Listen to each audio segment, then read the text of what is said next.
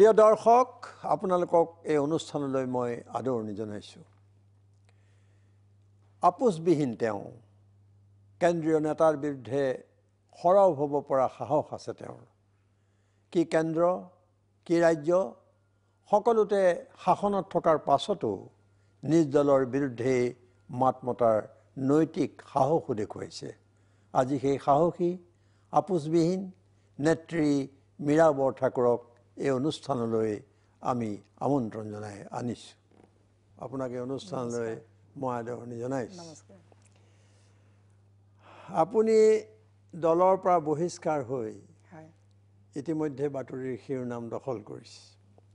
আৰু সংবাদ পত্ৰত আপুনি বহু কথাই সদৰি কৰিছে তাৰ পিছতো মই সুধিব খুজিছোঁ যে এই অনুষ্ঠানত আপুনি বহু কথা নিশ্চয় সঁচাকৈ ক'ব যে মীৰা বৰঠাকুৰৰ বিৰুদ্ধে ভাৰতীয় জনতা পাৰ্টিত এতিয়াও ষড়যন্ত্ৰ অব্যাহত আছে নেকি মই কওঁ যে যোৱা 5 তাৰিখে হোৱাটছআপ মেছেজ যোগে এটা মোৰ এক্সপেল কৰা এখন পত্ৰ পালোঁ আমাৰ এইখন মই সেইকাৰণে আপোনাৰ লৈ আহিছোঁ সংবিধান আমাৰ সংবিধানৰ মতে লিখা আছে যে ডিচিপ্লিনাৰী একশ্যন কমিটিয়ে মোক শ্ব'কজ কৰিব মিনিমাম 10 দিন 15 দিন আৰু 1 মাহৰ সময় তিনিটা ক্ৰাইটেৰিয়া আছে according to our party constitution একো জাননী নিদিয়াকৈ তেওঁলোকে মোক ক'লে যে নীতি আৰু স্থিতিৰ বিৰুদ্ধে আপুনি অৱস্থান কৰাৰ কাৰণে আপোনাক দলৰ প্ৰাথমিক সদস্যৰ পৰা বৰ্খাস্ত কৰা হৈছে দুৰ্ভাগ্যজনক কথা দলটো আজি কেন্দ্ৰত চৰকাৰ আছে ৰাজ্যত চৰকাৰ আছে ইমান গম্ভীৰ এটা দায়িত্বত আজি দলটো আছে গভীৰ দায়িত্বত থকাৰ পাছত ইমান তৰলভাৱে মই বিগত সময়ছোৱাত ৰাজ্যিক সম্পাদিকা ৰাজ্যিক মুখপাত্ৰ আৰু আপুনি জানি ভাল পাব মোৰ অলপ হ'লেও অৰিহণা দলটোত আছে আজি 32 বছৰৰ পাৰ্টিত গঠন হোৱাৰ পাছত অসম বিজেপিত বিজয় চক্ৰৱৰ্তীৰ পাছত ফাইনেন্স কমিটিত মই মীৰা বৰঠাকুৰ আছিলোঁ মই কিবা হ'লেও অৰিহণা দিব পাৰোঁ বুলি তেওঁলোকৰ মোৰ প্ৰতি বিশ্বাস আছিল আৰু মই সেই দায়িত্ব পালন কৰিছোঁ তাৰ পিছত তেওঁলোকে কোনো ধৰণৰ ডিচিপ্লিনাৰী একশ্যন নোলোৱাকৈ কোনো ধৰণৰ আগতীয়া চৌকজ নিদিয়াকৈ মোক যিটো তেওঁলোকে বহিষ্কাৰ কৰিলে সেই বহিষ্কাৰটোৰ মই পুনৰ ৰিএপিল কৰিছোঁ যে এইটো আপোনালোকে সংবিধান বহিৰ্ভূতভাৱে অবৈধভাৱে উদ্দেশ্য প্ৰণোদিতভাৱে ষড়যন্ত্ৰমূলকভাৱে আপোনালোকে মোক যিটো প্ৰাথমিক মেম্বাৰৰ পৰা আপোনালোকে মোক বৰখাস্ত কৰিছে মই গ্ৰহণ কৰা নাই আপোনাক আগতে কেতিয়াও কোনো ধৰণৰ কেতিয়াও তেওঁলোকে মোক কোৱা নাই ভূঞা ডাঙৰীয়া মই আপোনাৰ তালৈ আহোঁতে এটা ফাইল লৈ আহিছোঁ মই পিছত যাম কোনো ধৰণৰ মই কিন্তু যিমান কথা এতিয়া বহুতে মোৰ ওপৰত অভিযোগ ৰাখিছে যে দলৰ কথা দলত ক'ব লাগে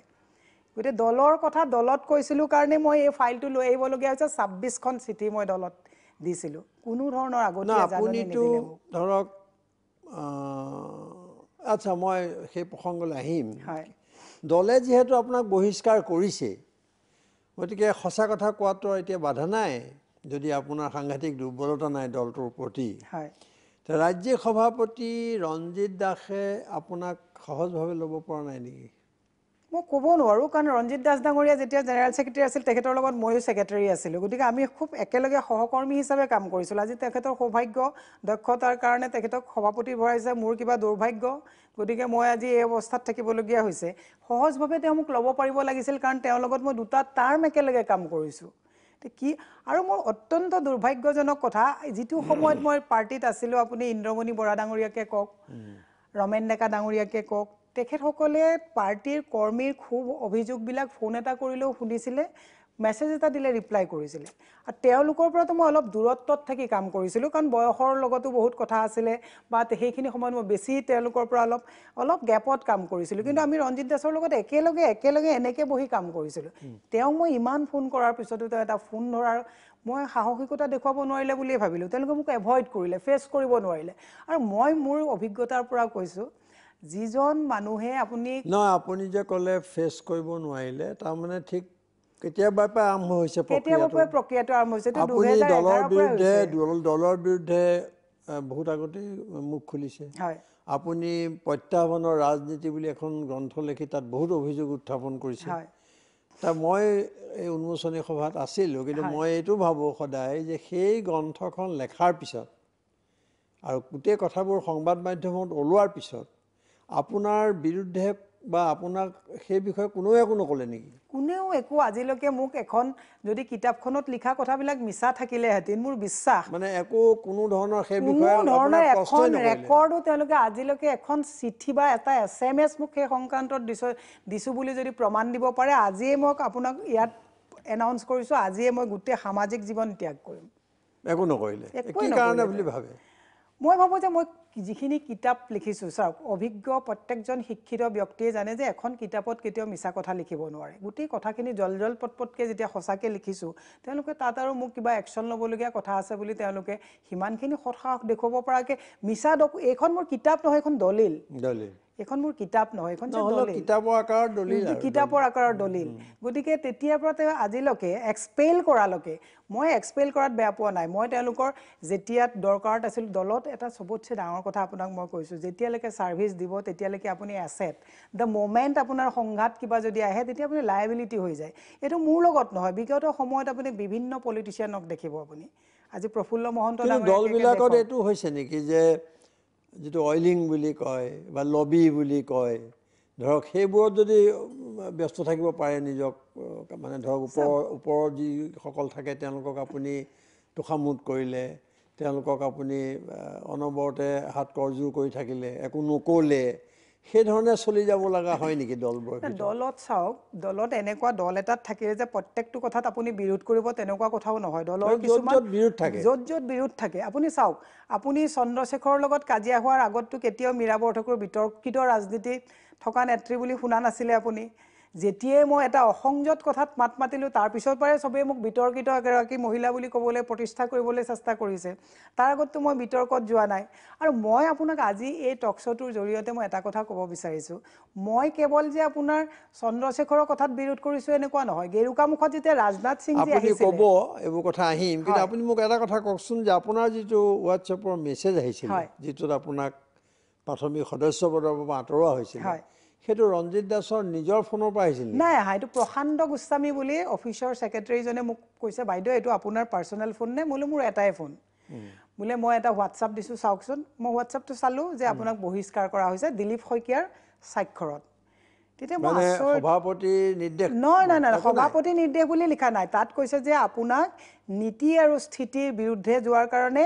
মহিলা মৰ্চাৰ প্ৰস্তাৱক্ৰমে আপোনাক দলৰ প্ৰাথমিক সদস্যৰ পৰা বৰ্খাস্ত কৰা হৈছে। অতি হাস্যকৰ। মই যিহেতুকে গোটেই সুদীৰ্ঘকাল মই পেৰেণ্ট বডিৰ হৈ পেলাই কাম কৰি আছিলোঁ, মোৰ গোটেই বৰ্খাস্তকৰণ যদি আজি প্ৰাথমিক মেম্বাৰো মই হৈ থাকোঁ, বৰ্খাস্তকৰণ as directed by the state president হ'ব লাগে।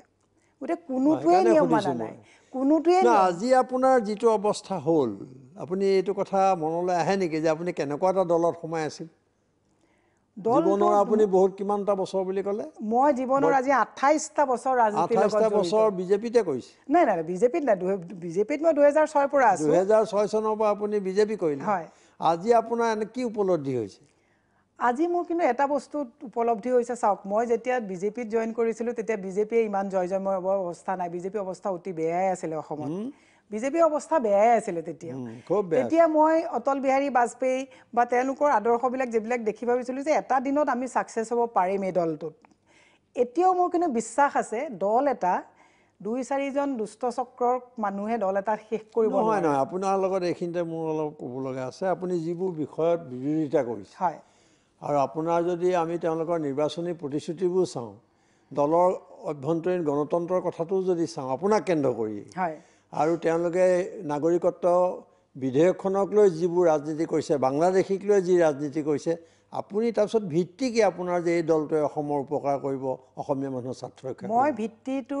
মই এটা এতিয়াও আপোনাৰ এটা সুবিধাজনক অৱস্থান বুলি ক'ব লাগিব। নহয়, আপুনি ঠিকেই কৈছে আপুনি কথাটো। মই একচুৱেলি কালি এক্সপেল কৰাৰ আগৰলৈকে মোৰ এটা গভীৰ হৃদয়ত আশা আছিলে যে আমাৰ যিজন মুখ্যমন্ত্ৰী, তেওঁ গোটেই জীৱন জয় আই অসম কৈ পেলাই অহা এজন মুখ্যমন্ত্ৰী। মই ভাবিছিলোঁ যে বহুত বাধ্যবাধকতা এখন চকীত বহি থাকিলে থাকে। ইমান জনমত যেতিয়া এই নাগৰিকত্ব সংশোধনী বিধেয়কখনৰ বিৰুদ্ধে আহিছে, সেইটোৱে তেওঁ সবল অস্ত্ৰ হ'ব। আৰু তেওঁ যিটো ৰগে ৰগে জয় আই অসম জননায়কৰ তেওঁৰ যিটো হাতত বাগজৰি লৈ সেই চকীখনত বহিছে, মই ভাবিছিলোঁ সঁচা অৰ্থত তেওঁ জননায়কৰ দায়িত্ব পালন কৰিব আৰু আমি সুবিধা কৰি দিম। মই কেতিয়ালৈকে আজিলৈকে ভাবি আছিলোঁ। আজিলৈকে ভাবি আছিলোঁ কিন্তু যেতিয়া তেখেতসকলে এই সিদ্ধান্ত ভাবি আছিলে মানে তেওঁ একো নোকোৱাৰ কাৰণে চাগে ভাবিছিলে যে মই ভাবিছিলোঁ যে তেখেতে এই জনমতটো তেওঁৰ কাৰণে সহজ হ'ব যে অসম চুক্তি ৰূপায়ণৰ কাৰণে সহজ হ'ব গতিকে তেখেতক সহজ কৰিব ৰাইজৰ লগতে আমি আগবাঢ়ি গৈছিলোঁ যে আপুনি যিখন চকীত আপোনাৰ অন্তৰসত্তাক আপুনি ভাবিছিলোঁ প্ৰাধান্য দি পেলাই আপুনি বহিব এতিয়া ভাবিলোঁ যে তেওঁৰ গোটেই বস্তুটোৱে ড্ৰামা আচলতে তেওঁ একো যে নক'লে নেমাতিলে এইবোৰ বিষয়ত সেই তাৰ আঁৰত কি তাৰমানে আপোনাৰ বহুতে ভাবিছিলে আপোনাৰ যে তেওঁ হয়তো ৰিটায়াৰ কৰিবগৈ নেকি এসময়ত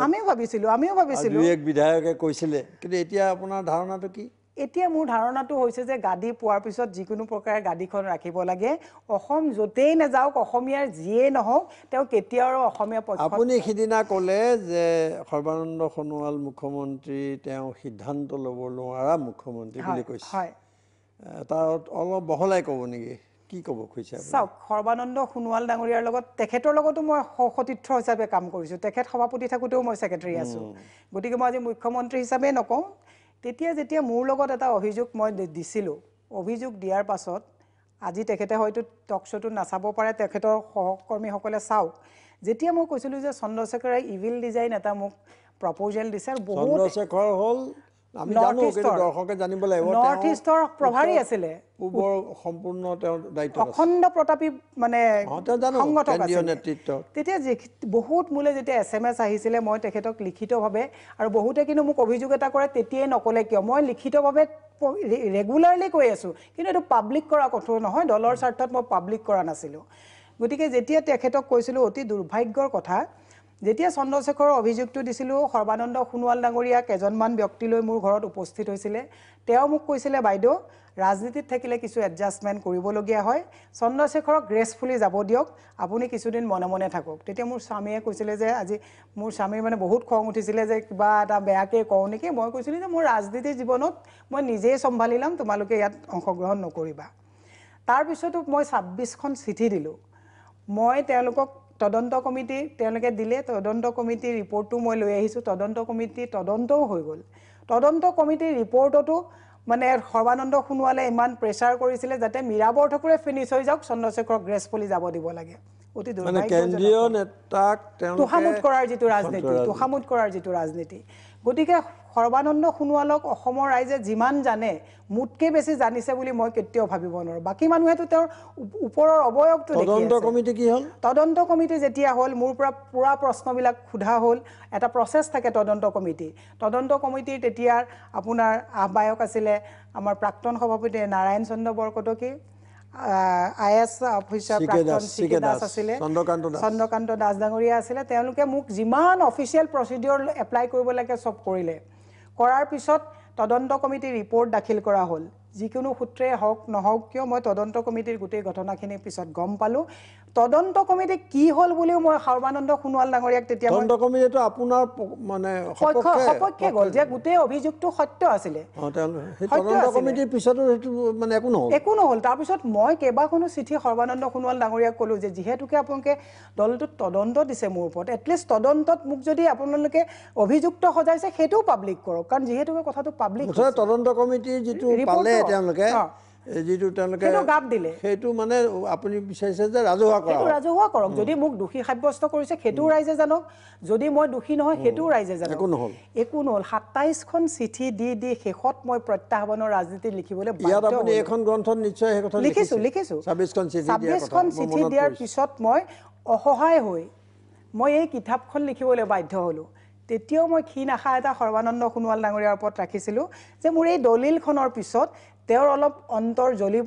জয় কৰিব পাৰিছোঁ কিজানি মই সত্যৰ ওপৰত প্ৰতিষ্ঠিত এখন কিতাপ লিখিছোঁ অসমৰ এগৰাকী মহিলাক তেখেতে মানে অন্ততঃ জাষ্টিছ দিব বুলি ভাবিছিলোঁ তাৰপিছত তেওঁ ইগন'ৰ কৰা যিটো পলিচি আৰু মই এটা কথা জানিলোঁ মই আজি হয়তো তেখেতে মনত দুখ পাব পাৰে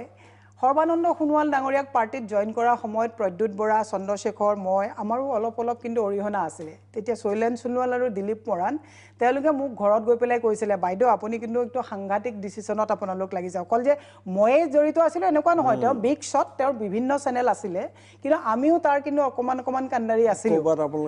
অৰিহণা আছিলে আমাৰ কাৰণ প্ৰদ্যুৎ বৰাই তেতিয়া একদম পুৰা পাৱাৰ পইণ্ট প্ৰেজেণ্টেশ্যন লৈ তেওঁ কি একদম গোটেই জনাই আমি নীতিন গাডকাৰীক জনাইছিলে মানে কনভিন্স কৰিছিলে যে এনেকুৱা এইটো এনেকুৱা নহয় যে সৰ্বানন্দ বৰাটো এতিয়া তাত নাই তেওঁ কিবা এটা কৰিছিলে এতিয়া ক'ত আছে বা মানুহজন তাৰপিছত তেখেত সভাপতি অহাৰ পিছত প্ৰথমেই বধটো প্ৰদ্যুৎ বৰাই হৈ গ'ল এতিয়া মই উপলব্ধি কৰিছোঁ যে এওঁ পটেঞ্চিয়েল মানুহক কেতিয়াও আহিব নিদিয়ে মই নিজকে পটেঞ্চিয়েল বুলি কোৱা প্ৰদ্যুৎ বৰাটো গ'ল ওলাই প্ৰদ্যুৎ যাবলগীয়া বৰা গ'ল আপুনি চাওক শৈলেন সোণোৱাল যিটো মানুহ ইমান 2006 চনত আপোনাৰ 28,000 ভোট পাই পেলাই অসমত ৰেকৰ্ড কৰিছিলে বিজেপিৰ একো নাছিলে তাক শৈলেন সোণোৱাল ধেমাজি আজি সেই মানুহবিলাক পাহৰণি গৰ্ভত গুচি গ'ল আজি দিলীপ মৰাণ যিটো দিনত আপোনাৰ অফিচৰ আমি ভাড়া দিবলৈ ক্ৰাইচিছ হৈছিলে তেওঁ পকেটৰ দৰমহাটোৰ 50% আমাক পাৰ্টিত দি আছিল ক'ৰবাত অকণমান পৰিয়াল এটাত থাকিলেও খকা বন্ধা হয় আজি দিলীপ মৰাণ পাহৰণি গৰ্ভত গুচি গ'ল এনেকুৱা অজস্ৰ লিষ্ট মই আপোনাক দি দিম য'তে আপুনি অকণমান ক'ৰবাত প্ৰশ্ন তুলিছে তাতেই ৰাজনৈতিক পৰিৱৰ্তন ক'ত হ'ল আৰু এই ইমান দিনে গালি পাৰি অহা কংগ্ৰেছৰ সৈতে এওঁলোকৰ পাৰ্থক্য ক'ত থাকিলে নাই কংগ্ৰেছত তথাপিও আপুনি কংগ্ৰেছৰ পৰা ৰাজনীতি শিকিব লাগিব কংগ্ৰেছত মই নাযাওঁ আকৌ দেই এইটো আপুনি আদাৰৱাইজ বেলেগ কথা আপোনাৰ এটা অবজাৰভেশ্যনটো চাওক কংগ্ৰেছে টিম দৰকাৰ হ'লে যে আপুনি নাযাব তাৰোতো কথা নাই কংগ্ৰেছে টিম ৱৰ্ক কৰে আপুনি চাওক তৰুণ গগৈ ডাঙৰীয়া জেনেৰেশ্যনটো কেনেকৈ বনাইছে চাওক তৰুণ গগৈ ডাঙৰীয়া তাৰপিছত ৰিপুণ বৰাৰ ষ্টেজ তাৰপিছত হিমন্ত বিশ্ব শৰ্মাৰ ষ্টেজ তাৰপিছত পীযুষ হাজৰিকা তাৰপিছত পল্লৱ তাৰপিছত তৰংগ বসন্ত এনেকৈ বিভিন্ন এটা ষ্টেজত তেওঁলোকে জেনেৰেশ্যন ক্ৰিয়েট কৰি ৰাখিছে যাতে ইজন জ্বলে সিজন যায় অতি দুৰ্ভাগ্যজনক কথা আপুনি নিজেই চিন্তা কৰক আজি বিজয়া চক্ৰৱৰ্তীয়ে আজি ৰিটায়াৰমেণ্ট ল'ব হ'ল আপুনি মোক বুকুত হাত দি কওক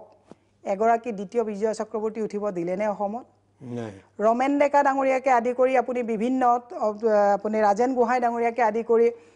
বিভিন্ন মই নাম আপোনাক প্ৰত্যেকৰে নকওঁ আপুনি কওকচোন তেওঁলোকৰ নেক্সট জেনেৰেশ্যন তেওঁলোকে নেতৃত্ব দিব পৰা মানুহ কোনোবা গঢ়িলেনে যোনজনে পটেঞ্চিয়েল মানুহ আহিছে সাংগঠনিক সম্পাদক ফণী শৰ্মা তেওঁৰ যদি ঈৰ্ষাৰ বলি হৈছে কোনো পটেঞ্চিয়েল মানুহ আপুনি জয়ন্ত দাস গুৱাহাটীৰ এজন সম্ভাৱনাপূৰ্ণ নেতা যুৱ নেতা মোৰ লগত ব্যক্তিগত তেওঁৰ ভাল বেয়া কথা এইটো আপোনাৰ বেলেগ বিষয় কিন্তু পটেঞ্চিয়েল ল'ৰা এটা যিটো ল'ৰা গাত নেতৃত্ব দিব পৰা গোটেই ক্ষমতাখিনি গুণখিনি আছিলে কিন্তু ফণী শৰ্মা ডাঙৰীয়া ৰুখৰ বলি হোৱাৰ কাৰণে যদিও তেওঁ নামটো লোৱা উচিত নহয় কিন্তু আজি আৰু মই লোৱা উচিত অনুচিতৰ কথালৈ নাযাওঁ সাংগঠনিক সম্পাদকৰ দায়িত্বটো ইমান এনেকুৱা দায়িত্ব তেওঁক বাইপাছ কৰি প্ৰেচিডেণ্টেও একো কৰিব নোৱাৰে কিন্তু ফণী শৰ্মাৰ ৰুখৰ বলি হোৱাৰ কাৰণে জয়ন্ত দাসৰ নিচিনা এটা পটেঞ্চিয়েল ফণী শৰ্মা হঠাৎ মানে ইমান শক্তিশালী কেনেকৈ হ'ল ইমান শক্তিশালী নহয় বিজেপিৰ চিষ্টেমটো এনেকুৱা হয় যিটো কংগ্ৰেছ বা অন্য দলত নাই বিজেপিত সভাপতিজনে ডাইৰেক্ট ডিচিশ্যন ল'ব নোৱাৰে সভাপতিজনে ডিচিশ্যন লোৱাৰ আগত সাংগঠনিক সম্পাদকজনে তেওঁ RSSৰ পৰাই আহে সাংগঠনিক সম্পাদকজনে দায়িত্ব লয় আৰু তেওঁ সিদ্ধান্তবিলাক গ্ৰহণ কৰাত বহুত মানে প্ৰচেষ্টা লয় যোৱা কমিটিৰ সময়ত সিদ্ধাৰ্থ ভট্টাচাৰ্য ডাঙৰীয়া সময়ত মোক এক্সিকিউটিভ মেম্বাৰটো দিবৰ কাৰণে ইমান চবেই লাগাৰ পিছতো ফণী শৰ্মাই বাৰে প্ৰতি মোৰ নামটো কাটি দিয়ে কিয় জানেনে চন্দ্ৰশেখৰ তেওঁৰ মূলৰ মানুহ আহি কিজানি মই তেওঁক মানে তেওঁলোকৰ মুখাখন খোল খাই গ'ল কাৰণে মোক তেওঁলোকে স্তব্ধ কৰি বাকৰুদ্ধ কৰিব বিচাৰিছে আৰু চাহৰুদ্ধ কৰিব বিচাৰিছে ই অতি দুৰ্ভাগ্যজনক কথা গতিকে মই আপোনাৰ টকশ্ব'ৰ জৰিয়তে আজি মই অতি আনন্দ অনুভৱ কৰিছোঁ যে পুৰণা যিবিলাক পটেঞ্চিয়েল মানুহক বাৰে বাৰে ৰাজনৈতিকভাৱে হত্যা কৰা হৈছে মোক যি ৰাজনৈতিক ষড়যন্ত্ৰৰ বলি হৈছোঁ মোক যি ৰাজনৈতিকভাৱে হত্যা কৰা হৈছে মই পটেঞ্চিয়েল কিমান হয় মই নকওঁ কিন্তু কিছু অকণ হ'লেও সম্ভাৱনাপূৰ্ণ মোক অলপ গ্ৰুমিং কৰাহেঁতেন মই কিবা কৰিব পৰা পটেঞ্চিয়েলিটি মোৰ আছিলে কিন্তু মোক যিটো বাৰে বাৰে মোক আজি 7 বছৰে তেওঁলোকে চেক চাই আজি নাগৰিকত্ব সংশোধনী বিধেয়কখনৰ উচিলা লৈ সংবিধান আহিম আমি আইনখনৰ কথালৈ এই যে ধৰক এটা যে মেছেজ এটা দিলে তাত যিহেতু সভাপতিৰ নিৰ্দেশ ক্ৰমে বুলিও কথাটো নাই তো আমি এনেকৈ ভাবিব পাৰোঁ নেকি যে হয়তো সভাপতিয়ে অনুমোদন নাই বা তেওঁ একো নাজানে এই বিষয়ে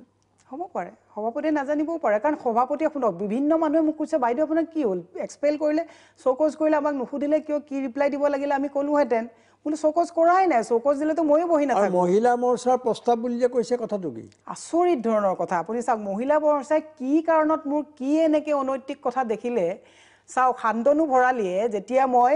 আপোনাৰ চন্দ্ৰশেখৰৰ ওপৰত অভিযোগ উঠিছিলোঁ তেতিয়া শান্তনু ভৰালীয়ে টিভিত মোক অনৈতিক কাৰ্যত লিপ্ত মহিলা বুলি বাইট দিওঁতে তেওঁলোকে সেইটো অনৈতিক নেদেখিলে কম দুৰ্ভাগ্যজনক কথা এগৰাকী মহিলাক তেতিয়াৰ উপসভাপতি এতিয়া তেওঁ মুখ্যমন্ত্ৰীৰ উপদেষ্টা হৈ আছে আইনী উপদেষ্টা তেওঁ টিভিত কৈছিলে যে অনৈতিক কাৰ্যত লিপ্ত মহিলাৰ কাৰণে তেওঁক আমি মানে ৰেজিগনেশ্যনটো একচেপ্ট কৰিছে বুলি কৈছিলে ঠিক আছে কিন্তু মহিলা মৰ্চাই আপোনাক কিয় একেবাৰে অলপ সমৰ্থন নকৰে তাৰ পিছতে মহিলা মৰ্চাই তেওঁলোকৰে ছাপোৰ্টত মোৰ এগেইনষ্ট আকৌ তেওঁলোকে মানে আপোনাৰ প্ৰেছ মিট দিলে আৰু দুৰ্ভাগ্যজনক কথা এতিয়াও কোনো এগৰাকী মহিলা মৰ্চাৰ সদস্যাই ক'ব নোৱাৰিব জীৱনত কেতিয়াও কোনো মহিলাৰ মই এগেইনষ্ট কৰা নাই কোনো মহিলাৰ লগত মই বিজেপিৰ কেতিয়াও দাঁতে উঠে লগা নাই যিমান মোৰ দিনত ইলেকশ্যনত মই দায়িত্বত আছিলোঁ সবকে যিমান মই পাৰিছোঁ দায়িত্ব সহকাৰে মই সহায় কৰিছোঁ দুৰ্ভাগ্যজনক কথা কেতিয়াও টেলিফোনিক বাৰ্তালাপ এটা আজি 4 বছৰে মই কোনো মহিলাৰ লগত কৰা নাই তাৰপিছত কি মানে সন্ধিক্ষণত তেওঁলোকে মোক এক্সপেল কৰিব লাগে বুলি প্ৰস্তাৱ ল'লে এই মহিলা মৰ্চাই আপোনাৰ ভিতৰকে কোনো এতিয়া কথা পতা নাই নে এদিনো বিভিন্ন মহিলাই মোক নাম ক'ব নালাগে নাম নকওঁ তেওঁলোকে কৈছে যে বাইদেউ মই কিন্তু নাই আৰু এতিয়া আছিলোঁ সামূহিক সহি কৰিবলগীয়া হৈছিল কিন্তু এইটো কিয় হৈছে তেওঁলোকৰ ভয় সন্ত্ৰাস নেকি আপোনাৰ তাত ইমান কোনো নাই নেকি মই মহিলা মৰ্চাক নুদোষো চাওক চবৰে পোৱা নোপোৱাৰ মই এইটো কৈছোঁ যে তেওঁলোকৰ ভয় নেকি মহিলা মৰ্চাৰ ভয় কথাটো নকওঁ পুৰুষসকলৰহে মোলে ভয় নিচিনা লাগিছে কাৰণ নহ'লে পুৰুষসকলে নহয় এতিয়া মহিলা মৰ্চাই এই যে আপোনাক কৈছে অথচ ৰাজহুৱাকে ক'বলৈ ভয় কৰিছে তেওঁলোকে কিবা হেৰুৱাব লাগিব বা আপোনাৰ পক্ষত থাকিলে হয়তো তেওঁলোকে সেইটো হয় এতিয়া চাওক সিদিনাখন মোৰ সংবাদমেলত কেইবাজনো বিজেপিৰ পুৰণা ব্যক্তি গৈছে তেওঁলোকে কৈছে বাইদেউ আপোনাৰ লগত বহো মই কৈছোঁ চাওক মোৰ যি ক্ষতি হৈছে হওক মোৰ সমান যুঁজিবলৈ আপোনালোকক বহুত মানসিকভাৱে সবল হ'ব লাগিব ইমান সবল মানুহ মানে বহুত কম এই যে আপোনাৰ শক্তি তাৰ আঁৰত কি শক্তিটো শুনক মই চাওক মই নকওঁ যে মই সম্পূৰ্ণ একদম শুদ্ধ বিৰাট একদম অনেষ্ট মহিলা মই বল এটা মাজত লৈছোঁ যে মানুহে ৰাজনীতি বুলি ক'লে ঘৃণা কৰা হৈছিল এটা সময়ত আমিও চাগে ক'ৰবাত সৰু সুৰা ভুল নাই কৰা তেনেকুৱা নহয় কিন্তু নিজকে অকণমান ৰেক্টিফাই কৰি পেলাই চাইছোঁ যে মানুহে যিটো মানুহক বুলি ভাবে পলিটিচিয়ানে দিনত কোৱা কথাটো ৰাতি নিমিলে বুলি ভাবে তাৰ এটা আত্ম সমালোচনা কৰি মই নিজকে প্ৰতিষ্ঠা কৰিবৰ কাৰণে চেষ্টা কৰা পুৰস্কাৰটোই বহিষ্কাৰ আপোনাৰ এই ক্ষেত্ৰত ঘৰৰ মানুহৰ নিশ্চয় সহযোগিতা আছে লাগিব মই অতি সৌভাগ্য উলিয়াইছোঁ কথাটো যে আপোনাৰ স্বামী তেওঁৰ নিশ্চয় এই ক'লে নহয় আপুনি তেওঁ খং উঠিছিল চাওক মোৰ মানে অতি সৌভাগ্য বহুত সৌভাগ্যৰ মাজত ভাল স্বামী এজন পোৱা যায় মোৰ অতি সৌভাগ্য মোৰ স্বামী আৰু মোৰ অকল স্বামী বুলি ক'লেও নহ'ব মোৰ দেউতা ঘৰ বা মোৰ শহুৰ শাহুৰ তেওঁলোকৰ মানে মোৰ এটা সময়ত যিমানখিনি বেয়াকৈ নিউজ ওলাইছিল তাৰপিছত মোক মনোবল দি থকা মানুহসকল মোৰ সেইকাৰণে সুধিছোঁ যে সেইটো এটা ডাঙৰ শক্তি দ্বিতীয়তে মোৰ ছোৱালী ক্লাছ 9ত তাই এতিয়া লিটল ফ্লাৱাৰ স্কুলৰ হেড গাৰ্ল হৈ আছে তাই মোক আজিও আহোঁতে কৈছে মা একদম ষ্ট্ৰংলি কথাটো ক'বা ইমৰেল এক্টিভিটিজক কেতিয়াও কিন্তু তুমি ছাপোৰ্ট নকৰিবা গতিকে সেইটো মোৰ কাৰণে কেপিটেল তাহাঁতেই তাৰপিছতো দুই এজন মোৰ কেন্দ্ৰীয় নেতৃত্বৰ লগত এতিয়াও মোৰ এটা ভাল সম্পৰ্ক আছে তেওঁলোকক মই প্ৰত্যেকটো কথাতে কি ক'ম মই সোধোঁ কাৰণ মোৰ বেয়া দিন বাহিৰৰ দিল্লীতে হওক বা অসমতে হওক দুজন মোৰ গুৰু আছে মই তেওঁলোকক সোধোঁ যে কি কৰাটো উচিত আপুনি এইটো নাভাবিব যে আপুনি বিপদত যেতিয়া পৰিব আপোনাৰ লগত বহুত ক্ষমতাশালী ব্যক্তি থাকিলেও আপোনাক বিপদত সহায় কৰিব নোৱাৰিবও পাৰে তাৰ মানে এইটো নহয় যে মোৰ কোনো শুভাকাংক্ষী নাই মই আজিও আহোঁতে সুধিছোঁ যে মোৰ আজি এটা অতি উচ্চ পৰ্যায়ৰ এজন সাংবাদিকৰ লগত এটা সাক্ষাৎকাৰ আছে তেতিয়া তেওঁ মোক কৈছে খালি যে যি কৰা ভালকৈ কৰিবা খালি দলৰ বিৰোধী কথা তুমি আগতেও কোৱা নাই এতিয়া দলটোৰ বেনাৰখন যাতে লেতেৰা নকৰিবা কিন্তু তেনেকুৱা মানুহৰ সান্নিধ্যত মই আছোঁ গতিকে মই দলটোৰ পতাকাখন লেতেৰা হোৱা ক'ব ইচ্ছা কৰা নাই কিন্তু দলৰ পতাকাক সংবিধান বহিৰ্ভূতভাৱে আজিৰ নেতৃত্বই যিটো লেতেৰা কৰিছে সেইটো কিন্তু অত্যন্ত দুৰ্ভাগ্যজনক মীৰা বৰঠাকুৰক হত্যা কৰা হোৱা নাই সংবিধানখনক হত্যা কৰা হৈছে আহিম আকৌ অন্যান্য প্ৰসংগলৈ খন্তেক পিছত ধন্যবাদ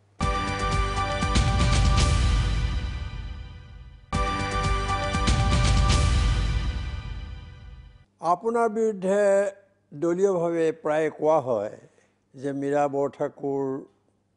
টিভিত ওলাই ভাল পায় আৰু সংবাদ শিৰোনাম দখল কৰিবৰ কাৰণে দল বিৰোধী কিছুমান কথা বতৰা কয় আৰু তেনেধৰণৰ কামত নিজক লিপ্ত কৰে কি ক'ব আপুনি সেইটো বিজেপিৰ একচাম মানুহে কয় চাওক ৰাজনীতিটোত ভিজিবিলিটিটো লাগিবই ৰাজনীতিত যদি সংবাদ মাধ্যমত এনেকুৱা কোনো প্ৰমাণ আপুনি মোক আজি তাৰিখত দিব নোৱাৰিব কোনো চেনেলত মই কেতিয়াও কোৱা নাই যে আপুনি মোক টক শ্ব'ত মাতক